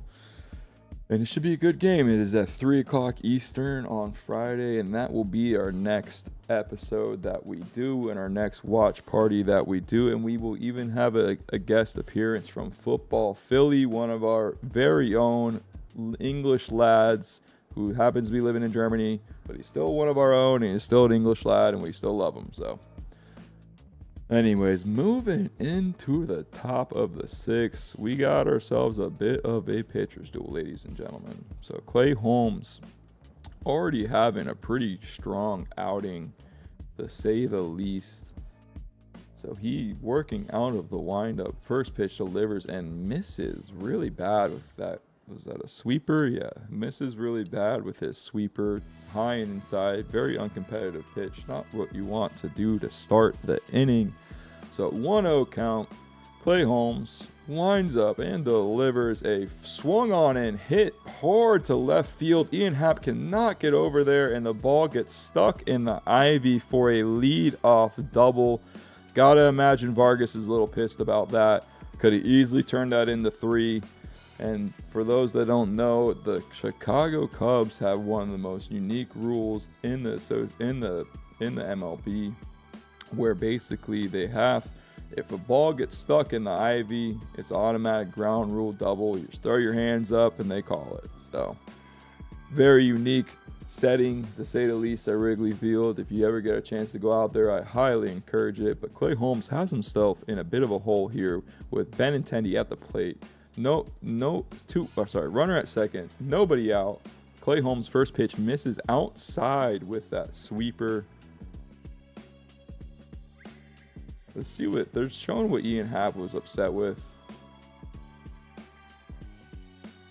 I don't really know. It looked like he was upset that he was like cleaning his feet. That could be a run. That looks like that will be a run. Pedro Ramirez coming in to home plate, not cut off, but makes it not in time to move the Sox up to 1-0. Not what you're looking for. Obviously, third time through the lineup, so these guys are going to be seeing the ball a little better. You know, a lot of these managers these days honestly pull their pitcher the third time through the lineup. The batting averages go up quite a significant amount. You've seen the guy throw a pretty good amount of pitches at that point, so you know what he has, you know what it looks like, and you kind of know what you're looking for out there. So not a great start to the inning. Oh my gosh, he missed home plate. Hold on. Hold the phone. Oh, no, he slid right over it. Just kidding. He did not miss home plate. He did not miss home plate. Anyways, 1-0 for the White Sox. Runner on first. Nobody out. rough start to the game for Clay. You got Thielbar up in the pen. This could be one of his last batters. We do want to see him get the ball on the ground here, and maybe let's turn two. Due up at the plate, we have... Who do we have? Sorry. Oh, Montgomery, guys. So first pitch missed inside with what looks to be what I would think would be his cutter, but that's his sinker. Just he's got a little bit of weird movement on those pitches. But his cutter kind of does what his sinker does, and his sinker does what his cutter does. But it's okay. So 1-0 count, runner on first, nobody out. And he tries to throw there again. That's the cutter. So misses with the cutter inside to move the count to 2-0. Never mind, it's his changeup. Sorry, guys. His pitches have some weird movement, I will say. So Clay Holmes delivers the next pitch. Swung on and missed for the first strike of the bat. So 2-1, a behind in the count. And I'm thinking that I might need to just down this thing and pick up a new silly juice, because maybe the silly juice just isn't doing it. Maybe the Kona ain't doing it. So we got a grounder to second base. It looks like Pedro Ramirez is going to get over to Nico Horner, turn, and not in time to make the double play. So we get the force out, the lead runner at second. Again, Nico not really in his natural position there, so not expecting him to make that turn in the way that he's used to. But also you had some pretty quick speed on the plate with Montgomery getting down the line quickly.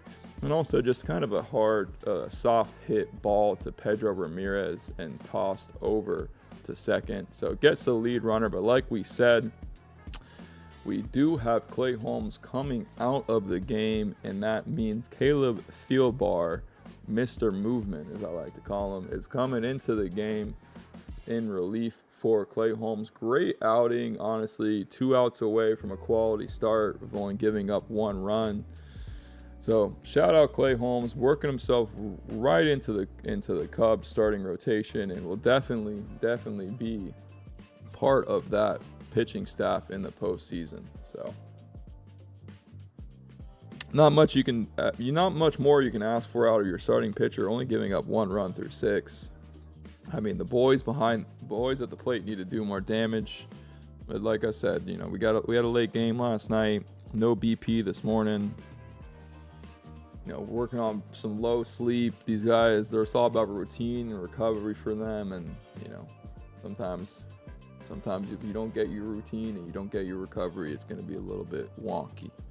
All these guys are all about flow, man. Everything about baseball is just truly about it's between the ears. The toughest 6 inches in baseball are right between your ears. So a lot of these guys will talk about it all the time. They have sports psychologists. They do what they can to get ahead in their minds, mind over matter, whatever you want to call it. But it is one of those sports where it's just you against you in a lot of ways. Now, not necessarily you against you.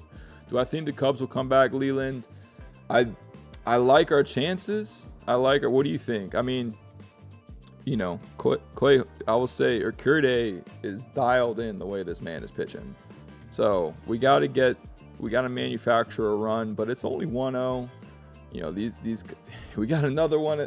I'll tell you what, we had you weren't the guy. I think Whitebeard was the guy last night. We got some people in here last night that won a big one. So you might be in the right place if you're trying to get, I can't say the actual word because then TikTok fucking... What's up, Cody? Welcome back in, my man. We needed you here. It's 1-0 to the Sox. We got Caleb Thielbar coming into the game in relief of Clay Holmes, and he does the first pickoff attempt, and it looks like he gets him at first. Cody, look at you, my man. Look at you right away. That's a beautiful pickoff attempt by Thielbar. And I don't think there's a chance they challenge this. It looked like it was right on. Yeah, they're not challenging this. Let's go. Come on. Wow. I mean, he had him by a mile. What a horrible base running by Montgomery there. He really kind of jumped. I mean, if you ever played baseball and on a lefty pitcher like that, you got to be honest, because the guy can just step over and pick you off just like that. And Look, Thielbar already coming in, hadn't even made a pitch, and he already gets an out. So you don't really see that very often, but misses on the first one to move the count to 1-0. Second pitch drops that heavy sweeper into the top of the zone for the first strike to move the count to 1-1. What's up, Cam? Good to see you, my man. Thielbar delivers a swung on and missed fastball high and inside. Montgomery behind in the count. Exactly what you want to do to set up that fastball. You give him something off speed that looks easy to hit, and then you dial up the momentum and blow it right past him. This is why Thielbar is so good. He's got a good combination of pitches that he can use to set each other up. I think you're going to see in this 1-2 count, he's going to bury this curveball here. Oh, he comes right back with a fastball, and Montgomery pops it straight up. It looks like it might stay in play. Carson Kelly moving his way over and just out of play, unfortunately. So keeps the count 1-2, 2 outs, nobody on, and the guy in the camera bin made a hell of a catch. So good on him. I will say we're going to refresh the silly juice after this inning. Something about this silly juice doesn't seem right, especially with the Sox scoring. So we're going to have to refresh it. Hopefully I'm chugging one. There's nothing worse and also better than putting a fresh silly up and then having the whole homers equals a silly, and you got to just drink it right away. It's a full one. I agree. I got to reset. So 1-2 count. Caleb Thielbar delivers, and it looks like that heavy sweeper outside. I mean, gosh. Guys, I grew up pitching, and I wish I could have had movement like this. 2-2 count, 2 outs, nobody on, and Thielbar, wow, another one of those sweepers to get the final out, and a swing and a miss strike 3 to get us out of the inning. I'm going to go refresh the silly, and I think, who do we got due up? We got Taylor. Oh, yeah, this is the inning right here, boys. We got Taylor, PCA, and Suzuki due up for the Cubbies. This is where we get it done, right here. Right here, right now.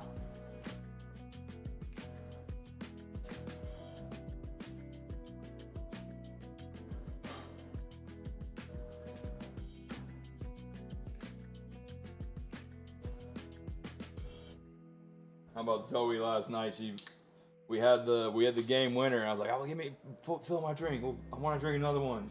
Starts dumping an IPA in my drink. I'm like, "What the fuck? Nobody chugs IPAs. What are we doing over here? Come on." What's up, Joe Lum? Welcome on in, boys. Welcome on in. We got a fresh silly up. We haven't unfortunately not had to chug one this whole game. Not really what we're looking for. As alcoholics. I'm just kidding. No, not what we're looking for, because we want the Cubs to fucking win. What's up, Cara? Welcome on in. Appreciate the love, y'all. Appreciate the love. Let's see what we got here. We got a reset on the silly. We got it in the Ronaldinho Cup. 1-0 ball game. Moving into the bottom of the 6th inning. I will say, homeboy, but Urquide is dialed the fuck in. The guy has what? 8 Ks on 9 batters. So, listen, that's pretty fucking good. You gotta give it to him. But here's the deal. We are only down 1 run. Anything can happen with this lineup. You got Taylor at the plate. How was the McDonald's was incredible, Cody. I'll tell you that much. I had a McGangbang with my McDouble and my McChicken. I put them together, and it was everything I ever wanted. Thankfully, I had it because I was very hungover this morning. I would have been much more hungover if I didn't have it. So we got Tyron Taylor at the plate. First pitch, swung on and hit to left field down the line. This is going to be a leadoff double at the minimum, maybe even 3. No, he's going to hold up at second. What a start to the inning, boys. What did I say? Let's fucking go. Cheers. We got PCA coming up to the plate. And you know what PCA can do. We know what PCA can do. Taylor with a great leadoff double to start the inning. Exactly what the White Sox did last inning. So we got MVP coming up to the plate. I agree, Cody. we got him. We got a good crew in here. So Pete, over 2 on the day, batting .280 on the season with 31 dingers and 79 RBIs. Acurde working out the stretch, delivers a first pitch strike. Pete was taking all the way, throwing a changeup to start the bat. Not usually what you see, but setting up probably something a bit quicker here. Let's see what Pete does with his second pitch. Acurde from the stretch winds up and delivers. Swung on and hit pretty hard, but not hard enough. Straight at the right fielder. And Taylor tries to tag, and he is thrown out at third base. My goodness. What was going on there? He must have thought that was a lot deeper, because he should not have been tagging on that. Especially, I mean, it looked hard off the bat. You can't blame him, but we got the wind blowing in 15 feet here. I mean, you got to appreciate him being aggressive, but he got thrown out. But I mean, he looked like if I was running the bags, guys. Like, he got thrown out by a freaking mile. I mean, what a throw by Montgomery, though. Jesus Christ. Got to give credit where credit's due, but not what we want to see. Well, we're trying to tie the game up, but hey, you're trying to be aggressive, so can't hate it. I'd rather somebody be aggressive than not aggressive, but got the top of the lineup up. Just stay on second base, my man. So first pitch taken for a ball by Seiya Suzuki. 2 outs, nobody on, 1-0 count. Craig Counsell seems to be upset, and I think it's because of the way the pitcher is. He kind of does this thing where he like sweeps his feet on the stripe and then just delivers a pitch out of nowhere. You could easily call that a balk. I mean, it just depends on how you're looking at it, but he's going to go out and complain. Yeah, I mean, I would too. Because the reality is, like, it's just a little bit of a weird thing to be doing on the stripe, to be swiping your feet up and down like that, and then out of nowhere you just deliver a pitch. It seems like you're doing it to throw the batter off, and you know that's the intention of the balk rule. Is you can't be like disguising shit on the mound, and then next thing you know you're throwing a pitch. So I don't know. I mean, I'm not really too hard pressed on it, to be honest, just because at the end of the fucking day, you know, the ball's coming out of his hand, you gotta fucking hit that thing. So anyways, we move into the top of the 7th inning with Midroth, Peters, and Rogers due up for the White Sox. How is everybody's Wednesday going? What you guys got going on? Anything cool this evening?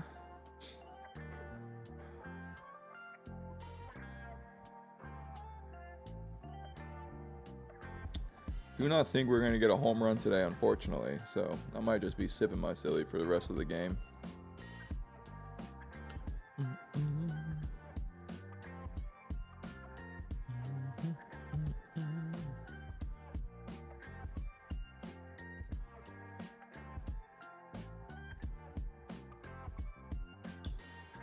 don't remember my Well, looks... For any of my footy fans out there, looks like it's like Man City might be selling some Savinho and Omar Marmoush. I don't understand how this team continues to sell their players at such a high clip. Like, why can't Arsenal do that shit, guys? I don't think any of you guys are footy fans, but if you are, you'll know what the fuck I'm talking about. It's fucking annoying. I don't understand how City can pay all this money. Oh. Is it? Oh, yeah, you're right. It's this. Yeah. Cody, this is why we need you in here. 7th inning stretch, Chug. I agree. We got Thornton on the stripe. First pitch misses outside with, was it a 4-seamer? I'm cheating. 4-seamer ball.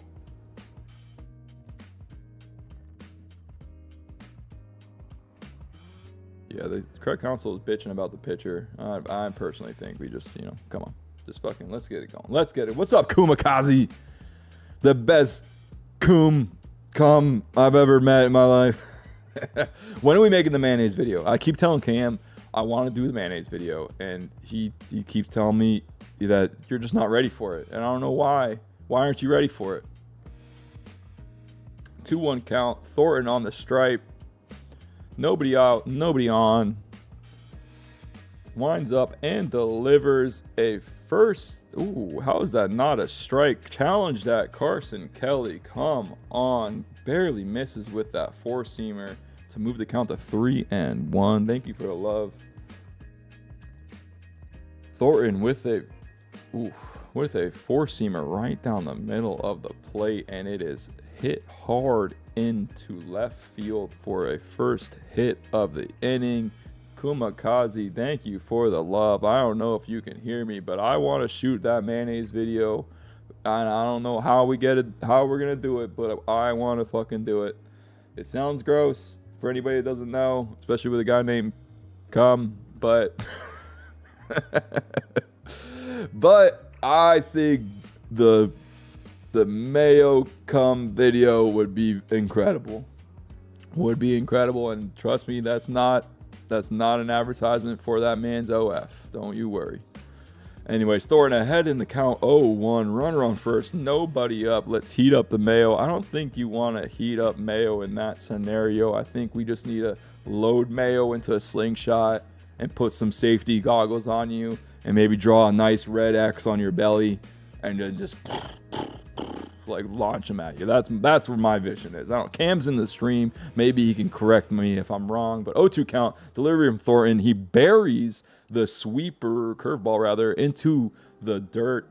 Kind of what you're trying to do there. Not really. You want it to sit in the zone and then dive out when you're ahead in the count like that. But 1-2 count. Thornton on the stripe from the stretch. He winds up and delivers a grounder to first. It's going to be over to second for the first out and over to first for not the second out, unfortunately. I kind of had Thornton getting over there late to cover. It was a close play. Are they going to challenge it? They're considering it. I don't think they will, though, personally. No, they're not going to challenge it. So it's going to be a fielder's choice officially. And yeah, I mean, I will say you got to give Peters credit. He got down the line quick, and it wasn't even bad by Thornton either. He got over there as quick as he could. Peters is he's a quick boy. And it's a tough cover there for your pitcher, but comes right back on the first pitch and just dots it in there, swing and a miss for the first strike at bat with a four-seamer on Rogers. So 0-1 count, runner at first, one out, and we got Thornton from the stretch, and he winds up and delivers, and it's hit very high and very hard, and it's right at the guys. That is a home run 10 times out of 10 in most ballparks on most days. But let me tell you, today with the wind blowing in the way it did, this game we had one in the second inning too. This could easily be a 4-0, 5-0 game with these hard hit balls, but saved by the Chicago wind on that one, guys. And Happ makes the play at the wall, and Thornton sitting there going, sheesh. Thank God I play in Chicago, my man. Yeah, 11 feet from left center field, just knocking that ball right out of the air. So top of the lineup, up for the White Sox. Thornton delivers the first pitch, four-seamer high and outside. Not much of a competitive pitch and very easy to lay off, to say the least. So 1-0 count, a little behind. Okay, TikTok likes to think that I'm just like doing recordings of myself. I'm not. So there you go, TikTok. I'm dragging the puzzle piece. I guess that might be an issue for people like, I don't know, like Peanut or something, like doing like just like a stream that he used to do or something. But we have like a live score bug of the game. Like, anyways, 1-0 count. Thornton on the stripe. He delivers a perfect curveball inside. Definitely had Antonacci sitting on something quick. Had that curveball come in, lays off of it since he's ahead in the count and moves the count to 1-1. Thornton on the stripe winds up and delivers and the same curveball, but overclocks it just a bit and moves it too far inside for a second ball of the bat to move the count to 2-1. So we have a pretty good pitcher's duel going on here. Thornton delivering with a 2-1 count, and it is swung on and hit back to stands and moves the count to 2-2. Let's see something competitive here. I would love to see him drop that curveball inside again. He set that up multiple times, but let's make it look juicy and drop it inside the zone. He throws that curve. It kind of hangs out over the plate, but it did drop out of the zone, and it swung on and fouled off by Antonacci to keep the count 2-2, and we go again here for the 17th pitch of Thornton's outing. He goes from the stretch. He winds up and delivers. And it swung on and missed. A four-seam fastball gets us out of the inning. And Cody, you know what fucking time it is, my man. Listen, I'm not I'm not Cam. These guys like to dump water bottles over their face. I like to dump adult waters down my throat. So we're gonna do. No, there's not. We're not. There's no runs scored. I'll do. I guess there was run scored. All right, you're calling me out on my bullshit. There was one run scored. Actually, I'll do it so you guys can hear it. We gotta score a run. We need some cheering to go. Let's go, fans. Fergie Jenkins, Cubs Hall of Fame pitcher, doing the 7th inning stretch. Take me out to the ball. Cheers, boys. I get it's a Wednesday, but it's almost 5 o'clock, actually. So it's 5 o'clock somewhere in the Atlantic Ocean. So we're going to act like we're out there. This one's for you, Cody.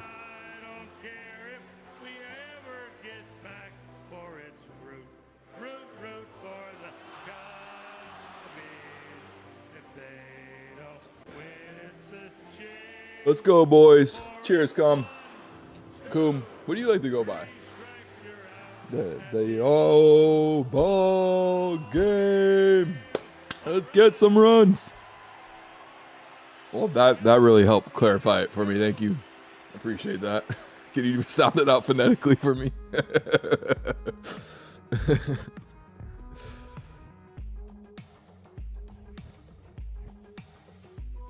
Is it Koom? Or is it Kom or Come? What do you prefer? Oh, thank you. I appreciate putting in caps. That really helped me. There's the two. Thank you, Coom or Cum. Kumba. There you go. Kumba. Well, appreciate you guys being out here. Whitebeard, welcome back in. We just... Oh, let me turn off. I don't want free commercials. My bad. Put the music back on. We just did the 7th inning chug. And we're hoping that it does us some damage here. I'm hoping it does it for your sake. We got Alex Bregman at the plate. We still have... they haven't subbed out this pitcher, right? Yeah, Ricciarde is still on the stripe. So he winds up and delivers a first pitch strike fouled off by Alex Bregman. Was that 79-mile-per-hour sweeper to move the count to 0-1. Bregman, last night's hero, probably was on cloud 9 last night when he's trying to go to bed. But Ricciarde winds up and delivers a swung on and hit hard, high, and deep to left field, and it's caught at the wall. No. Oh, I thought we were chugging. Listen, I can't be mad because the same thing just happened to them.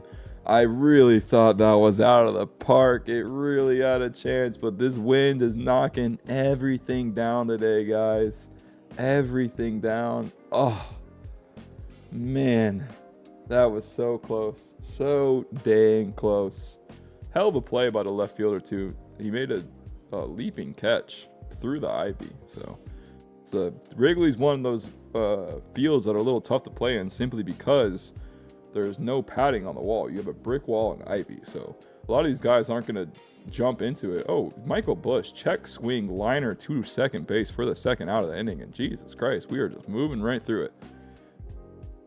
So the bottom of the 7th, 2 outs, nobody on. 2 outs, nobody on. And Ricciarde is just seemingly dialed in. He left one over to plate for Alex Bregman. He hit the piss out of the ball. Almost 100 exit velo, and it did not get out of the park. So we got Miso Harney on the plate, Nico Horner, and what a pitch to start the at bat. A sinker right in there, dots at top of the zone. I mean, that is That is a hell of a pitch. It's gonna be really tough to hit that, no matter who you are, even if you're on the left side of the plate, because that thing's riding off your hands and straight into the zone. Looks like a ball all the way. So Ricciardi from the windup, 0-1 count, misses with. Was that a sinker? Looked like a sinker. Yeah, misses with the sinker for the first ball of the bat. 1-1 count, 2 outs, bottom of the 7th. Curdy winds up and delivers another, what looked to be a sweeper. No, it's his changeup. His changeup's got a lot of movement on it, guys. So changeup to move Nico Hoerner ahead in the count to 2-1. Curdy winds up and delivers a swung on and hit hard but foul to the left side of the diamond. Nico Hoerner, 2-2 count, 2 outs. And Curdy just has some nasty stuff today. You know, we talked about sinker ballers on days where the wind's blowing in. It's like a double whammy for them. So 2-2 count, 2 outs. And Nico Hoerner chops it over to second base for an easy 3rd out of the inning. And that moves us into the top of the 8th. And man, oh man, this is getting a little tight. This is getting a little tight here. Cody, the chug almost worked. It was so stinking close. I pounded that chug, and then Breggies hit the piss out of the ball, and it died right there on the track. It's just not what you're looking for in this scenario. But we go on into the 8th. Due up for the Sox is Murakami, Vargas, and Benny Tenders. Sheesh. All right. It's gonna be. We're gonna have to grind this one out, guys. We're gonna have to grind this one out. They got a good pitcher on the stripe, and the guy is. Yeah, I mean, he's only given up 2 hits. He has 8 Ks already. He's got a bunch of movement on that sinker. He's got his pitches. He's got his stuff today. He really does. So I will say, let me look at the lineup. So what? Hoerner lined out. So we will at least get the top of the lineup one more time. And I will say it is kind of weirdly lining up for a potential another Pete walk-off. So we like to see that. We'll at least see Pete and Seiya one more time with Ramirez, Carson, and Ian Happ coming into the bottom of the 8th. And then we'll see how that goes. But if that goes not according to plan, then we will have Pete in the bottom of the 9th. Welcome on in, Nick. Welcome on in, Munez. Hopefully you guys are Cubs fans. If you're not, get on out of here. I'm just kidding. You're more than welcome if you're not a Cubs fan, but we're rooting for the Cubs here. That's all I'll say. That's all I'll say. They are showing Taylor McGregor on the broadcast. Again, Marquee Network just loves to show us everything besides the actual game that we're watching. But I guess that's broadcast television, everybody. So what can you do? We got Rollison coming out on the stripe. The hard-throwing lefty. He winds up and delivers a first pitch called strike on that sweeper. Beautifully thrown, dropped right in there. Murakami probably sitting on something quicker and took that all the way. 0-1 count, winds up and delivers another sweeper, dropping right out of the... Actually, that was a slider. Very similar movement, a little bit more pace on that slider. Moving the count to 0-2, and he is well ahead in the count. Rollison winds up and delivers a liner up the middle. Nico Hoerner makes an incredible play for the first out of the inning. Diving catch, gets right back up. Glasses falling off of his face and whips that ball over to first for the first out of the inning. What a great play for a not-natural shortstop. Again, you watch these... I will say you watch the behind home plate view, and he does have like a bit of a... He has that second base tendency to chop the wrong way, and so you kind of saw it there too, but he still made the play and got the out, so well done. Rollison winds up, delivers first pitch of the at-bat, four-seamer, high and outside, non-competitive pitch to move the count to 1-0. Wow, Nico Horner makes that play by maybe 4 inches. 4 inches. I will say, Cody, if it happens again, we get another walk-off, I'm getting McChickens again. We got to. I'm craving a fucking McChicken after chugging that 7th inning stretcher. So we got Vargas at the plate, ahead in the count 2-0. Rollinson winds up and delivers, and he misses outside again with that four-seamer. Seems to have a bit more command with the off-speed stuff. So, I mean, you never really see a pitcher down 3-0 in a count going to his breaking pitches, but he seems to have a bit more command. So we'll see what he does here. And there you go. So throws it was completely wrong. Throws a four-seamer right down the center of the plate to move it to 3-1. And I agree, Cody, we definitely have to. I'm so hungry right now. So we got Vargas at the plate, 3-1 count. Rollinson delivers inside, called strike 2, and it moves the count full. What a great pitch there. That was his four-seamer, 94, right on the inside of the plate. Dots it exactly where you want. Vargas probably sitting off speed there based on Rollinson's movement. So we'll see what he's got here. I'm thinking he's probably throwing this sweeper. He's going to drop it right into the zone. He throws the sweeper, but he does not actually think he threw the slider based on that mile per hour. Let's see. Yeah, he threw the slider, and he just completely misses and walks Vargas and puts a runner on first.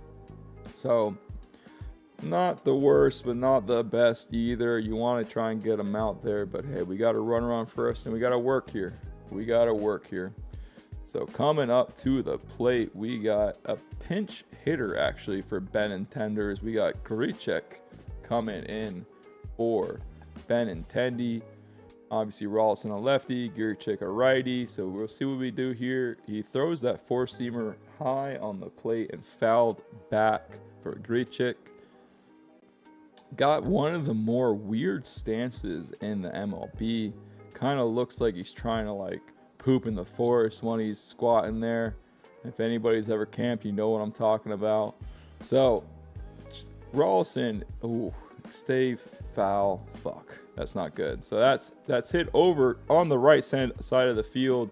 Drops in there perfectly for a double for Mr. Poop Squat at the plate. Great pinch hit by the White Sox manager there. Obviously, Rollinson, with the amount of movement he has, Benintendi's a lefty, so just barely fair. I mean, I feel like, yeah, that is barely fair, but it's fair. So it's a 1-out double to put runners at second and third. Rollinson really got to work here to keep this game competitive. We have the pitching coach out to have a discussion with him. We have the first Montgomery coming up. Both of them have got a decent amount of speed. So not sure what the plan here is. I could see them saying, hey, let's try and strike this guy out, but let's keep the ball out of the zone. We have an open bag to work with here.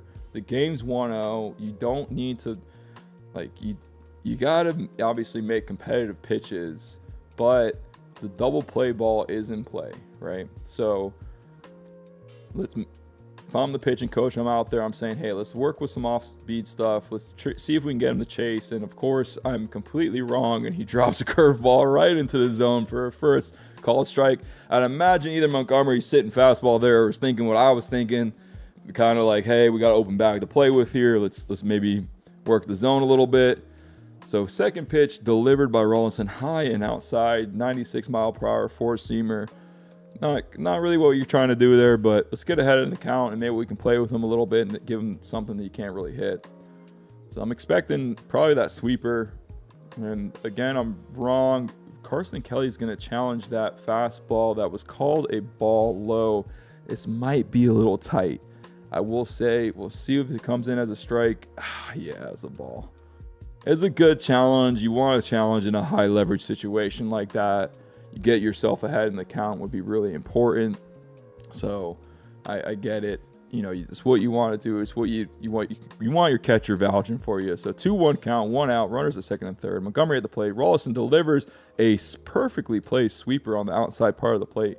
Very hard to hit as a right-handed hitter, and fouled off to the right-hand side to move the count to 2-2. Let's see if we can get a strikeout here for Raleigh. That would be huge for the momentum, and it would be huge to get us potentially out of this inning. So 2-2 count.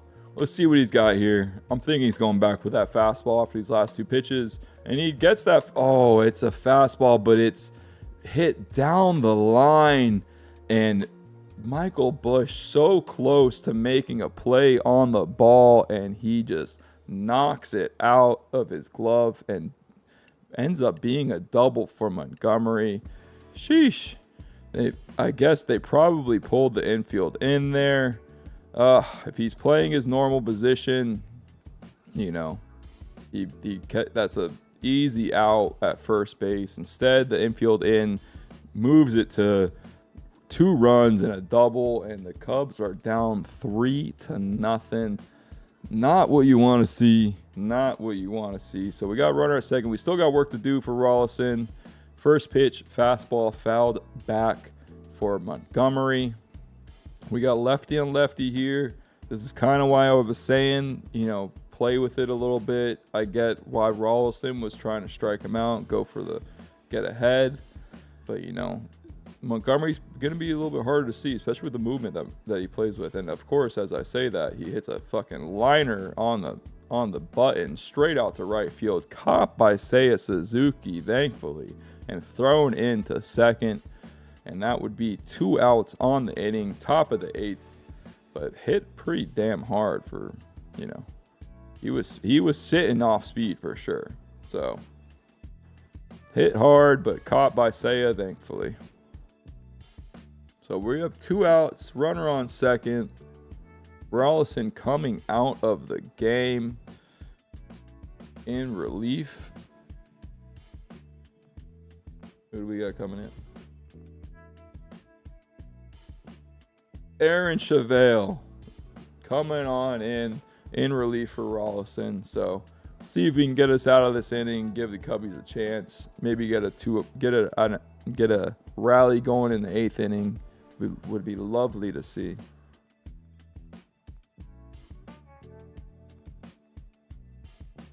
Oh.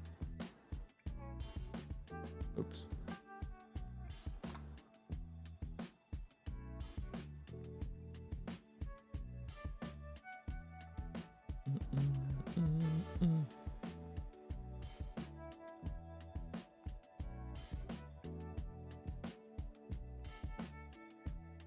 All right, guys. We're going into, well, we're still in the top of the 8th. We have 2 outs, runner on second. We have Aaron Chevelle coming in relief for Rolison. So hoping we can get us out of this inning with not too much damage done. Obviously, 3-0 now. You can check the score bug there. Not what we want to see, but hey, it is what it is.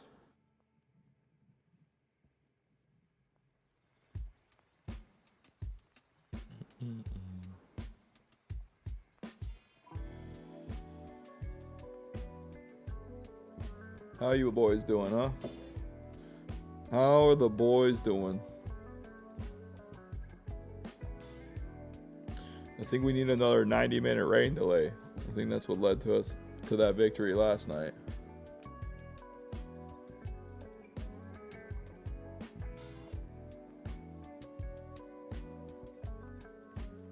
I will say, you got to give credit to Nico. He's been playing a hell of a shortstop in sub of Dansby. I mean, the guy's played second base his whole life, you know. I mean, obviously, these kids usually probably play shortstop growing up. When I say whole life, like whole career.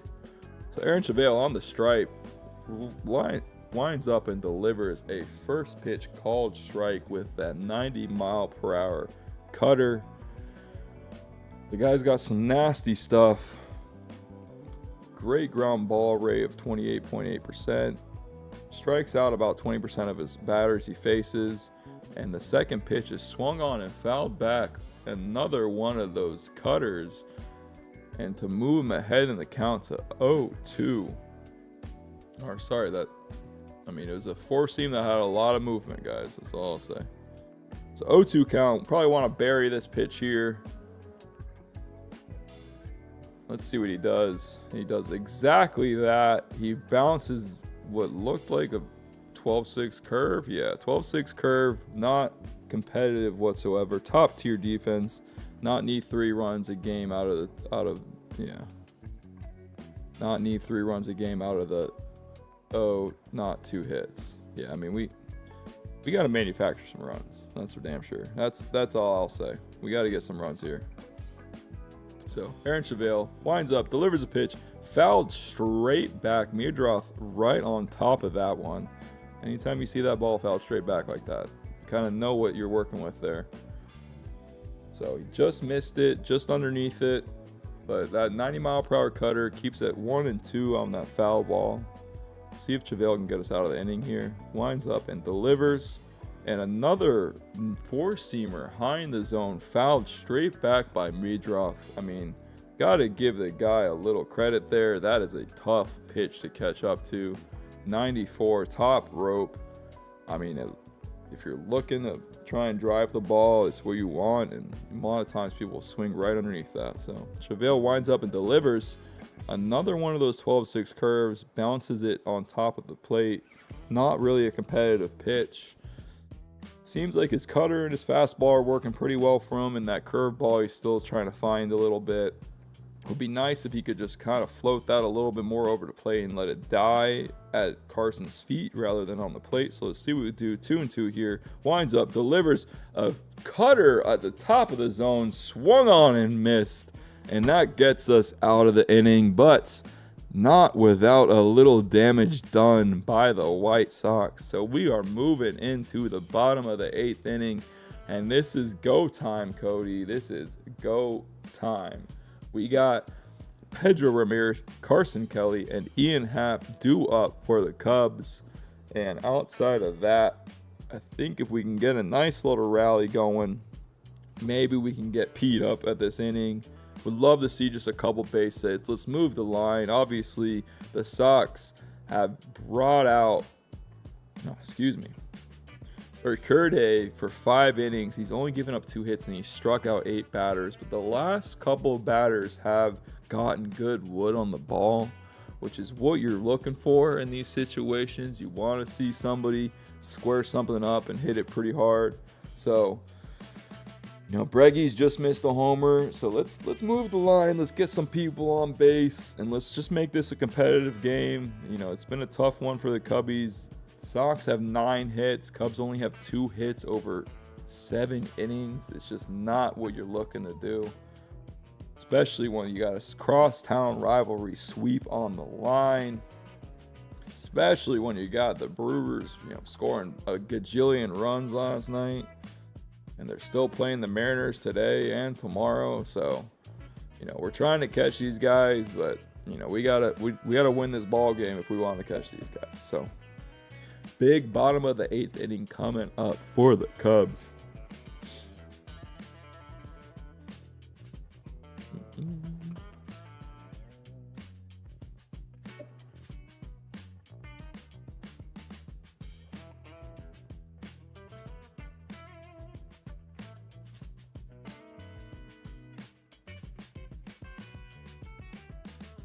Alrighty. So due up for the Cubs is Pedro Ramirez.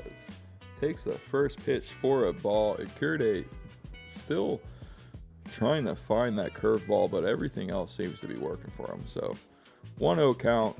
Ramirez chops the ball foul to the right-hand side on an 80-mile-per-hour changeup. Yeah, I agree, Cody. We could easily run this back, but we got to start chipping away. Would love to get to like 3 back, 2 back on the Brewers next time we see them. So they got some tough games coming up for them. So we'll see. But Pedro Ramirez cues the ball out to left field and for the first out of the inning, and Tanachi makes the catch. and we move to the second batter, which is going to be Carson Kelly coming up to the plate. Struck out his first at bat against Icurde. Actually, he grounded into a double play on his first at bat against Icurde, and then struck out on his second at bat. So not necessarily seeing the ball too well, but Carson Kelly at the plate. Icurde winds up and misses bad with that curveball again, high and inside, almost hits Carson Kelly in the head actually. So a little bit of miscue there for Icurde. Again, he's kind of losing his stuff on the curve. He's got that sinker dialed in though. So he throws another one of these. Where is that a knuckle curve that he throws? It looked like a knuckle curve. I don't even know. Maybe I just saw it weird out of his hand, but 2-0 count for Carson Kelly. This is what we like to see. We're going to work it a little bit here. Hopefully get a runner on base. Checks his swing, and they call no swing. Again on that curveball. Drops out of the zone. A little bit more competitive than his last few that we saw from him, but moves the count to 3-0. Gotta imagine Carson Kelly's taking all the way here. And yes, he was indeed taking all the way, and that sinker is dropped in there for the first strike at that bat. So 3-1 count, 1 out, bottom of the 8th inning, and we got the White Sox up 3-0 in this game. So hoping we can get some manufacture some runs here, get some runners on base. Icurde winds up and delivers a hard hit ball to the shortstop, bounces off of his chest, and he still makes the play for the second out of the inning. And woof, I mean, they're warming some people up in the pen, but man, if I'm the manager and the way that Icurde is pitching, I don't know if I take him out. Are you really asking for anything more than this? Really, like, you really think about it. The guy is dialed in, 8 Ks. I mean, he had Bregman almost hit win yard on him, but that's about it. So 2 outs, nobody on. Ian Happ at the plate. Icurde winds up and delivers again, missing with that curveball high and outside.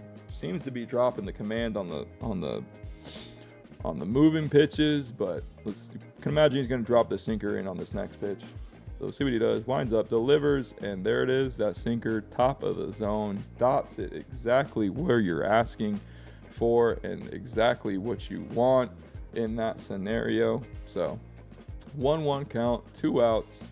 Icurde winds up and delivers and he finally finds that curveball in the zone. Really drops it in there perfectly. Ian Happ swings right underneath it and moves the count to 1-2. He's got to fight to stay alive here, ladies and gentlemen. So 1-2 count, 2 outs. Icurde winds up and delivers, and it's swung on and chopped over to the second baseman and over to Murakami for the 3rd out of the inning. And Cody, we are banking on a bottom of the 9th rally from the Cubbies that's gonna start with Taylor and move into Pete and Suzuki. So if you're gonna do it, that's the part of the lineup you kind of want to be in there for. So we're gonna have to see, but we got to keep it close still. We got it. I agree. I gotta switch hats.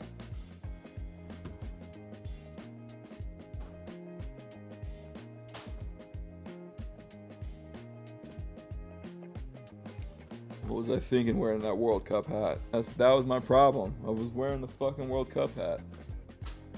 Jesus Christ.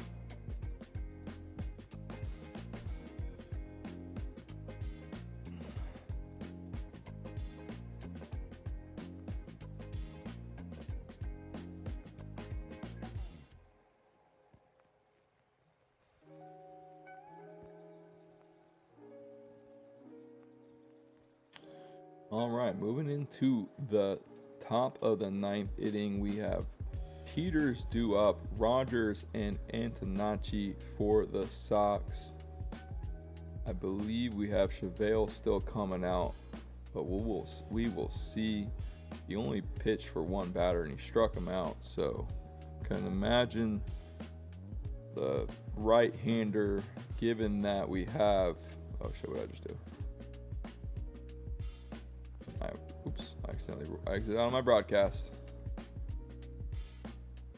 Given we have Peters coming to the plate, yeah, I can imagine Chevale's going to stay out there. Yeah, we'll see what he does in the top of the ninth, but I don't imagine Counsell's making a move here. We'll probably have some people up in the pen just in case. But we'll see. We'll see. Let's see if the Cubbies can get it done. You know, we got a Wednesday afternoon sellout. Apparently, nobody in Chicago has a day job. So Chavale, like we said, starting off the inning, and he misses with that cutter high for a ball to move the count to 1-0.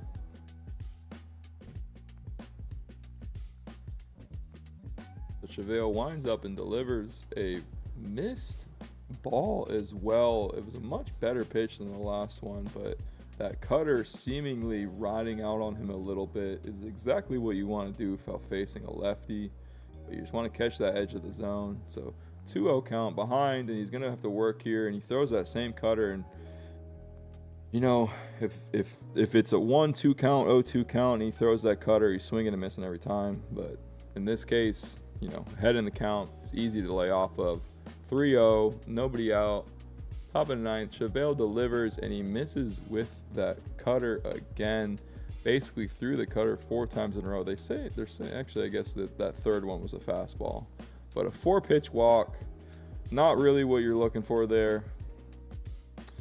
But hey, we move on. So coming to the plate for the White Sox is Rogers.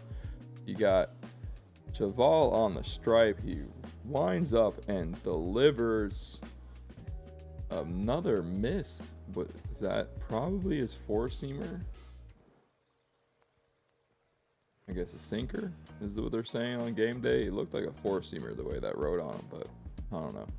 So Chavale winds up 1-0, 5 straight balls. Let's see if we can get one in the zone. There you go. Drops a cutter right on top of the zone, and it's fouled straight back by Rogers, but moves the count to even and 1-1. And we move on. So Chavale, 1-1 count, 1 runner on first, nobody out, top of the ninth inning. Really got to stay in this game and get out of this inning to give the Cubbies a chance. Anything more than 3 with the wind blowing in like it is today will be a tough one. So 2-1 count, he misses on the next pitch. Goes from the stretch, winds up, and delivers a swung on and fouled straight back. I didn't get the mile per hour on it, but use my cheat sheet. That was a 4-seam fastball. Looks like Carson Kelly got smoked on that one. Fouled straight back into his helmet. Not a great feeling as a catcher.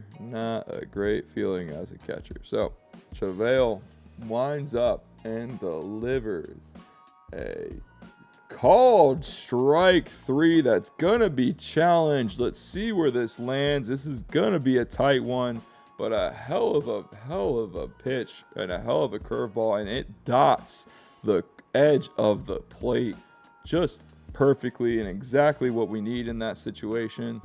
Now let's see if we can get that sinker ball over the plate. What's up, Zozo? Welcome on in.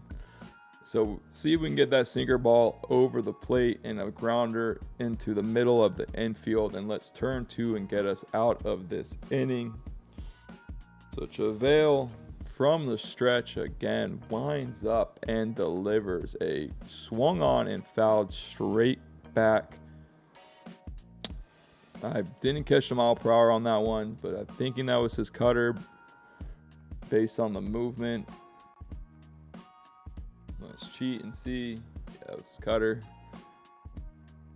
I gotta it's a head, so I gotta have it covered up so I don't spoil it for myself. But I am gonna cheat every once in a while for once they don't show the mile per hour on. Anyways, top of the lineup up for the White Sox. Chavale on the strip, 1 on, 1 out, 0-1 count, and he drops a curveball just outside the zone for the first ball of the at bat to move the count to 1-1. Chavale from the stretch winds up and delivers a swung on and missed 4-seam fastball, actually sinker. He just juiced that one up a little bit. So Sinker right over the plate, swung over the top of by Antonacci. Probably thought it was a fastball high in the zone and he was going to hit the piss out of that ball. Ooh, it looks like the wind is shifting on us a little teensy bit. Not entirely, but just a little bit. That'd be nice if it shifted fully in the bottom of the ninth. So 1-2 count. And Chevelle delivers a splitter that falls way outside the zone for the second ball of the at bat to move the count to 2-2. So 2-2, runner on first, 1 out, Chevelle on the stripe. He winds up and delivers a perfect challenge. That. What are we doing? That was a perfect pitch. My goodness. Oh, I think we're out of challenges. That's why we can't. What a perfect curveball. Oh my gosh. Oh. And that would have been called strike 3, but we didn't. I think we're out of challenges. So Chevelle winds up, delivers a full 3-2 count, and it's swung on and fouled back by Antonacci. And we will go again. 3-2 full count, 1 out, runner on first, top of the 9th inning. We got to get out of this. Let's see if he can drop that sinker ball into the zone and get us a ground ball. You know, we got speed at the plate. Umpire resetting the pitch clock for some reason, even though Chevelle looked like he was ready. Not sure what we're doing there, but it's all right. So Chevelle winds up, delivers a full count, and it is missed by Chevelle just inside with that. What was it? I didn't get the mile per hour off the top of that one, but it looked like a cutter. Yeah, it was his cutter. Gonna cheat on that one and see. So we got runners at first and second, 1 out. And Murakami coming to the plate. Again, they're Pete Crow-Armstrong, their MVP. He's had a big home run last night. He hasn't done much this game, but he has 29 dingers on the year. So been playing very, very well, to say the least. So we'll see what Chevelle can do here. Would love. He's not too quick of a batter, so would love to get the ball on the ground. I can imagine he opens up with the sinker, and he throws the curve. Kind of the same, but different. You're trying to do the same thing, drop it to the bottom of the zone, and hope he chops that to the shortstop or the second baseman. In this case, since he's a left-handed hitter. So 0-1 count. Runners at first and second. Murakami at the plate. Chevelle from the stretch winds up and delivers a ball just way outside. Looked like he threw that splitter and kind of seems to run away from him, so doesn't have much command over the splitter right now. So we gotta see what we can do there. Murakami at the plate. Chevelle again throwing that same splitter and missing in the same exact spot. Definitely seems to be running away from him, and I get you got power at the plate, so you're trying not to give him anything too easy. He's trying to dot at the top of the zone, but behind the count now, 2-1. So Chevelle winds up and delivers, and he throws, I think that's the cutter. Yeah, he throws the cutter and misses, same spot, just outside. Looks like a lot of these quick pitches with movement are kind of riding out on him. So he's got to make a good pitch here to stay in the game. And what a pitch he does make. A curveball taking strike 2 for Murakami. And he really dropped that in there. That's a proper 12-6 curve with about 1.5 feet of movement. Not many hitters are going to do much with that unless you're sitting on it. So 3-2 count. See if Chevelle can get out of this inning. And then it's lined up the middle, and Nico Horner ends up going with the play to first. It's kind of a little weird hopper, and I mean you got to do what you can do there. Get the runner out at first, move it to 2 outs. He definitely didn't have a chance to turn 2, so makes the right choice and puts us at 2 outs and gives us a chance to get out of the inning. A little bit of a weird hop there.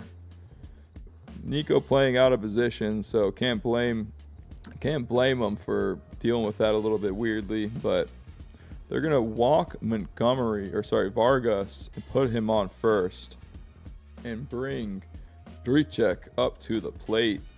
Grichuk did a lot of damage last time he was up here, but now you got righty on righty. So obviously last last at bat. It was lefty on righty, a little bit easier to see the ball. So hoping that we can let's get us out of this inning, Chevelle. Let's give us something to work with here. So what in the world? We need a hometown.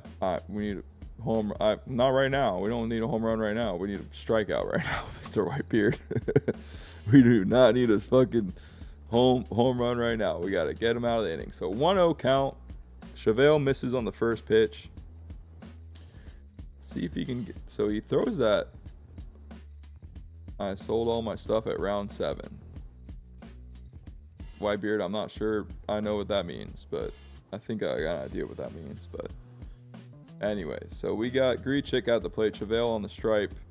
Winds up and delivers a hard hit straight back ball to move the count to 1-2.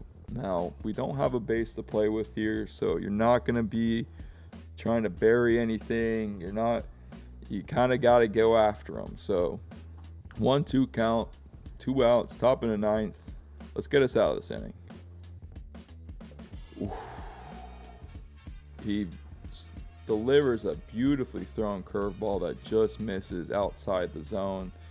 I don't really know how Grichuk stayed off that, honestly. Down in the count, that seems like something you're going to try and fight every single time. But anyway, Chevelle, 2-2 count, 2 outs, winds up, delivers, and it's popped up to what seems to be the third baseman, Alex Bregman. He makes the catch and gets us out of the inning.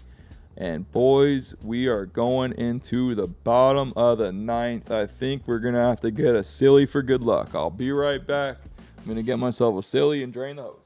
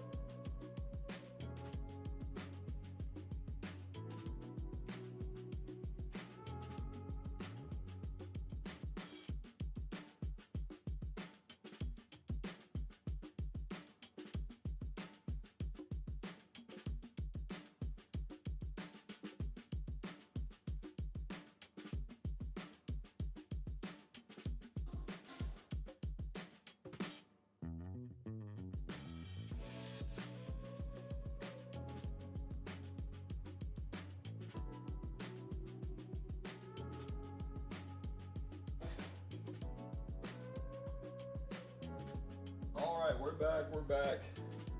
We are back. All right, we got the right hat on this time, Cody. We got Whitebeard back. We got the crew from last night. We got a fresh silly juice being cracked. Cheers to anybody participating. I don't encourage it just because, it's almost 5 o'clock actually. So do what you will. Do what you will. We are getting a fresh, crispy boy in here. And I was just reading that the Cubs only have 2 hits, and they were both Tyrone Taylor's. The one guy that didn't play last night. There you go. So that's what we were talking about earlier. No BP, late night, high energy game. Tough to get to sleep after that. Tough to get a good night's sleep. 5 o'clock. It's almost 5 o'clock here, Cody. So I'm going to take it. I'm almost going to take it. So they bring in Grant Taylor. My man had not given up a run in 2 months until he met Alex Bregman last night. But he winds up and delivers a first pitch strike to Michael Conforto. Really got to get a runner on base here for Pete. Move the line. Grant Taylor bounces the ball on the plate, and Michael Conforto swings. It tries to check up his swing, but does not, unfortunately, and moves the count to 0-2. He's quick and behind it almost right away. So 0-2 count, bottom of the 9th, nobody out. And a swung on and missed. Grant Taylor, strike 3 for Michael Conforto. And Jesus Christ, what is going on, boys? We cannot see the ball at all. So let's get Pete on base. I mean, Conforto way out in front, way over the top. Wasn't even close to hitting that fucking thing. So great pinch hit. All right, we got Pete up at the plate. Grant Taylor winds up and delivers a first pitch swung on and popped straight up to Murakami, and he makes the play for the second out of the inning. And boys, we are down to our final out of the inning, and I haven't even taken a sip of my silly. So maybe that was my problem. Maybe that's what. I will say, when I bought this jersey last year, guys, we had 8 home runs in the game. So hopefully we can get a fucking at least a jack out of this. So Grant Taylor winds up and delivers a first pitch called strike, 89 mile per hour slider on the perfect part of the zone.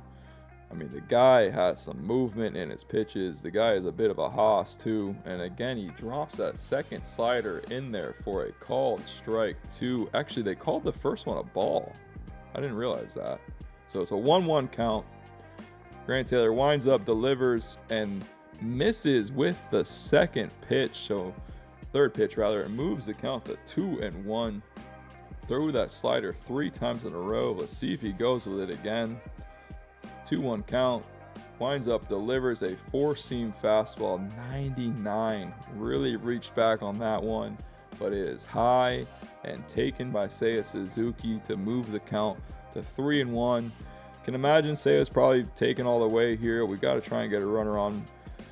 And he does take all the way, and that is almost thrown directly at his face. He thankfully gets out of the way, but he moves himself on to first base, and hey, the sip of the silly didn't do nothing. So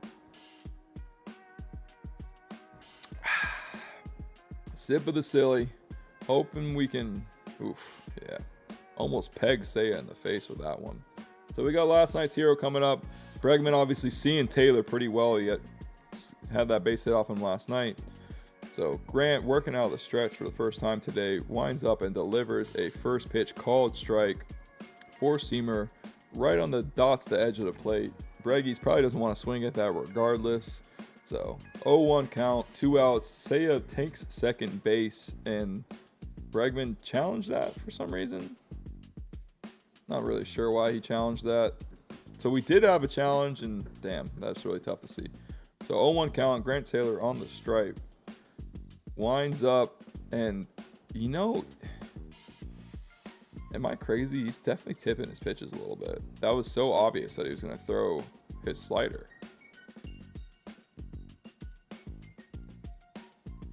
Yeah, this is going to be the fastball. How's nobody picked up on this? That's a called strike 3 on the fastball, but maybe somebody can pick up on that. But it actually does look like Grant. Maybe he's just that good of a pitcher. And that is the ball game. So vibes nowhere near as immaculate as they were last night, but we talked about it, boys. Coming off a high 90-minute downtime, then you go and win the game. You get home at 1 a.m. You got to try and get to sleep. You get to the ballpark early the next day. You get no BP, and then you face a guy like a Kurde who just couldn't miss the zone. And hey, you're not going to win them all. So listen, great series, though, for the Crosstown rivalry. We'll take 2 out of 3. We'll take it, especially with 2 walk-offs in that series. I appreciate you guys coming out. Our next stream is going to be Friday at 3 o'clock Eastern. We will be watching something a little bit different this time around. It will be the Arsenal versus Coventry City game. So if you're a footy fan, that is where you will find us, and we will watch that game live with our friend Footy Phil. Should be a lot of fun kicking off the EPL season. If you're a World Cup fan and you enjoyed the World Cup and you're really trying to get into the EPL or club soccer or whatever it might be, that is a perfect stream to be a part of, simply because simply because I love footy. I'm really well versed on it, and Phil is an Englishman that also loves footy. He'll tell you all about it. So anyways, guys, that is our stream for the day. Appreciate you guys coming out. Shout out Whitebeard. Shout out Cody for you guys being there. Sorry you didn't hit on your bet, Whitebeard, but we'll get him next time. I will say, let me check out the Cubs schedule. If we got some big one, we got the Mariners. We're gonna be playing the Mariners on the road. You got me fucked if you think I'm doing a 10 o'clock game here. But I might hop on Sunday at 4 o'clock to do that Mariners game. So 4:10 on Sunday is where you guys can find us next for the next Cubs game, and then Friday will be the Arsenal versus Coventry City for the EPL kickoff. So hope to see you guys there. Appreciate the time nonetheless, and let's go Cubbies. That's all I gotta say. We playing well. Hoping we can catch these Brewers. Anyways, y'all. Peace. See, I'm back on my bullshit. Came a long way from school, bitch. We them niggas been banging and walking with full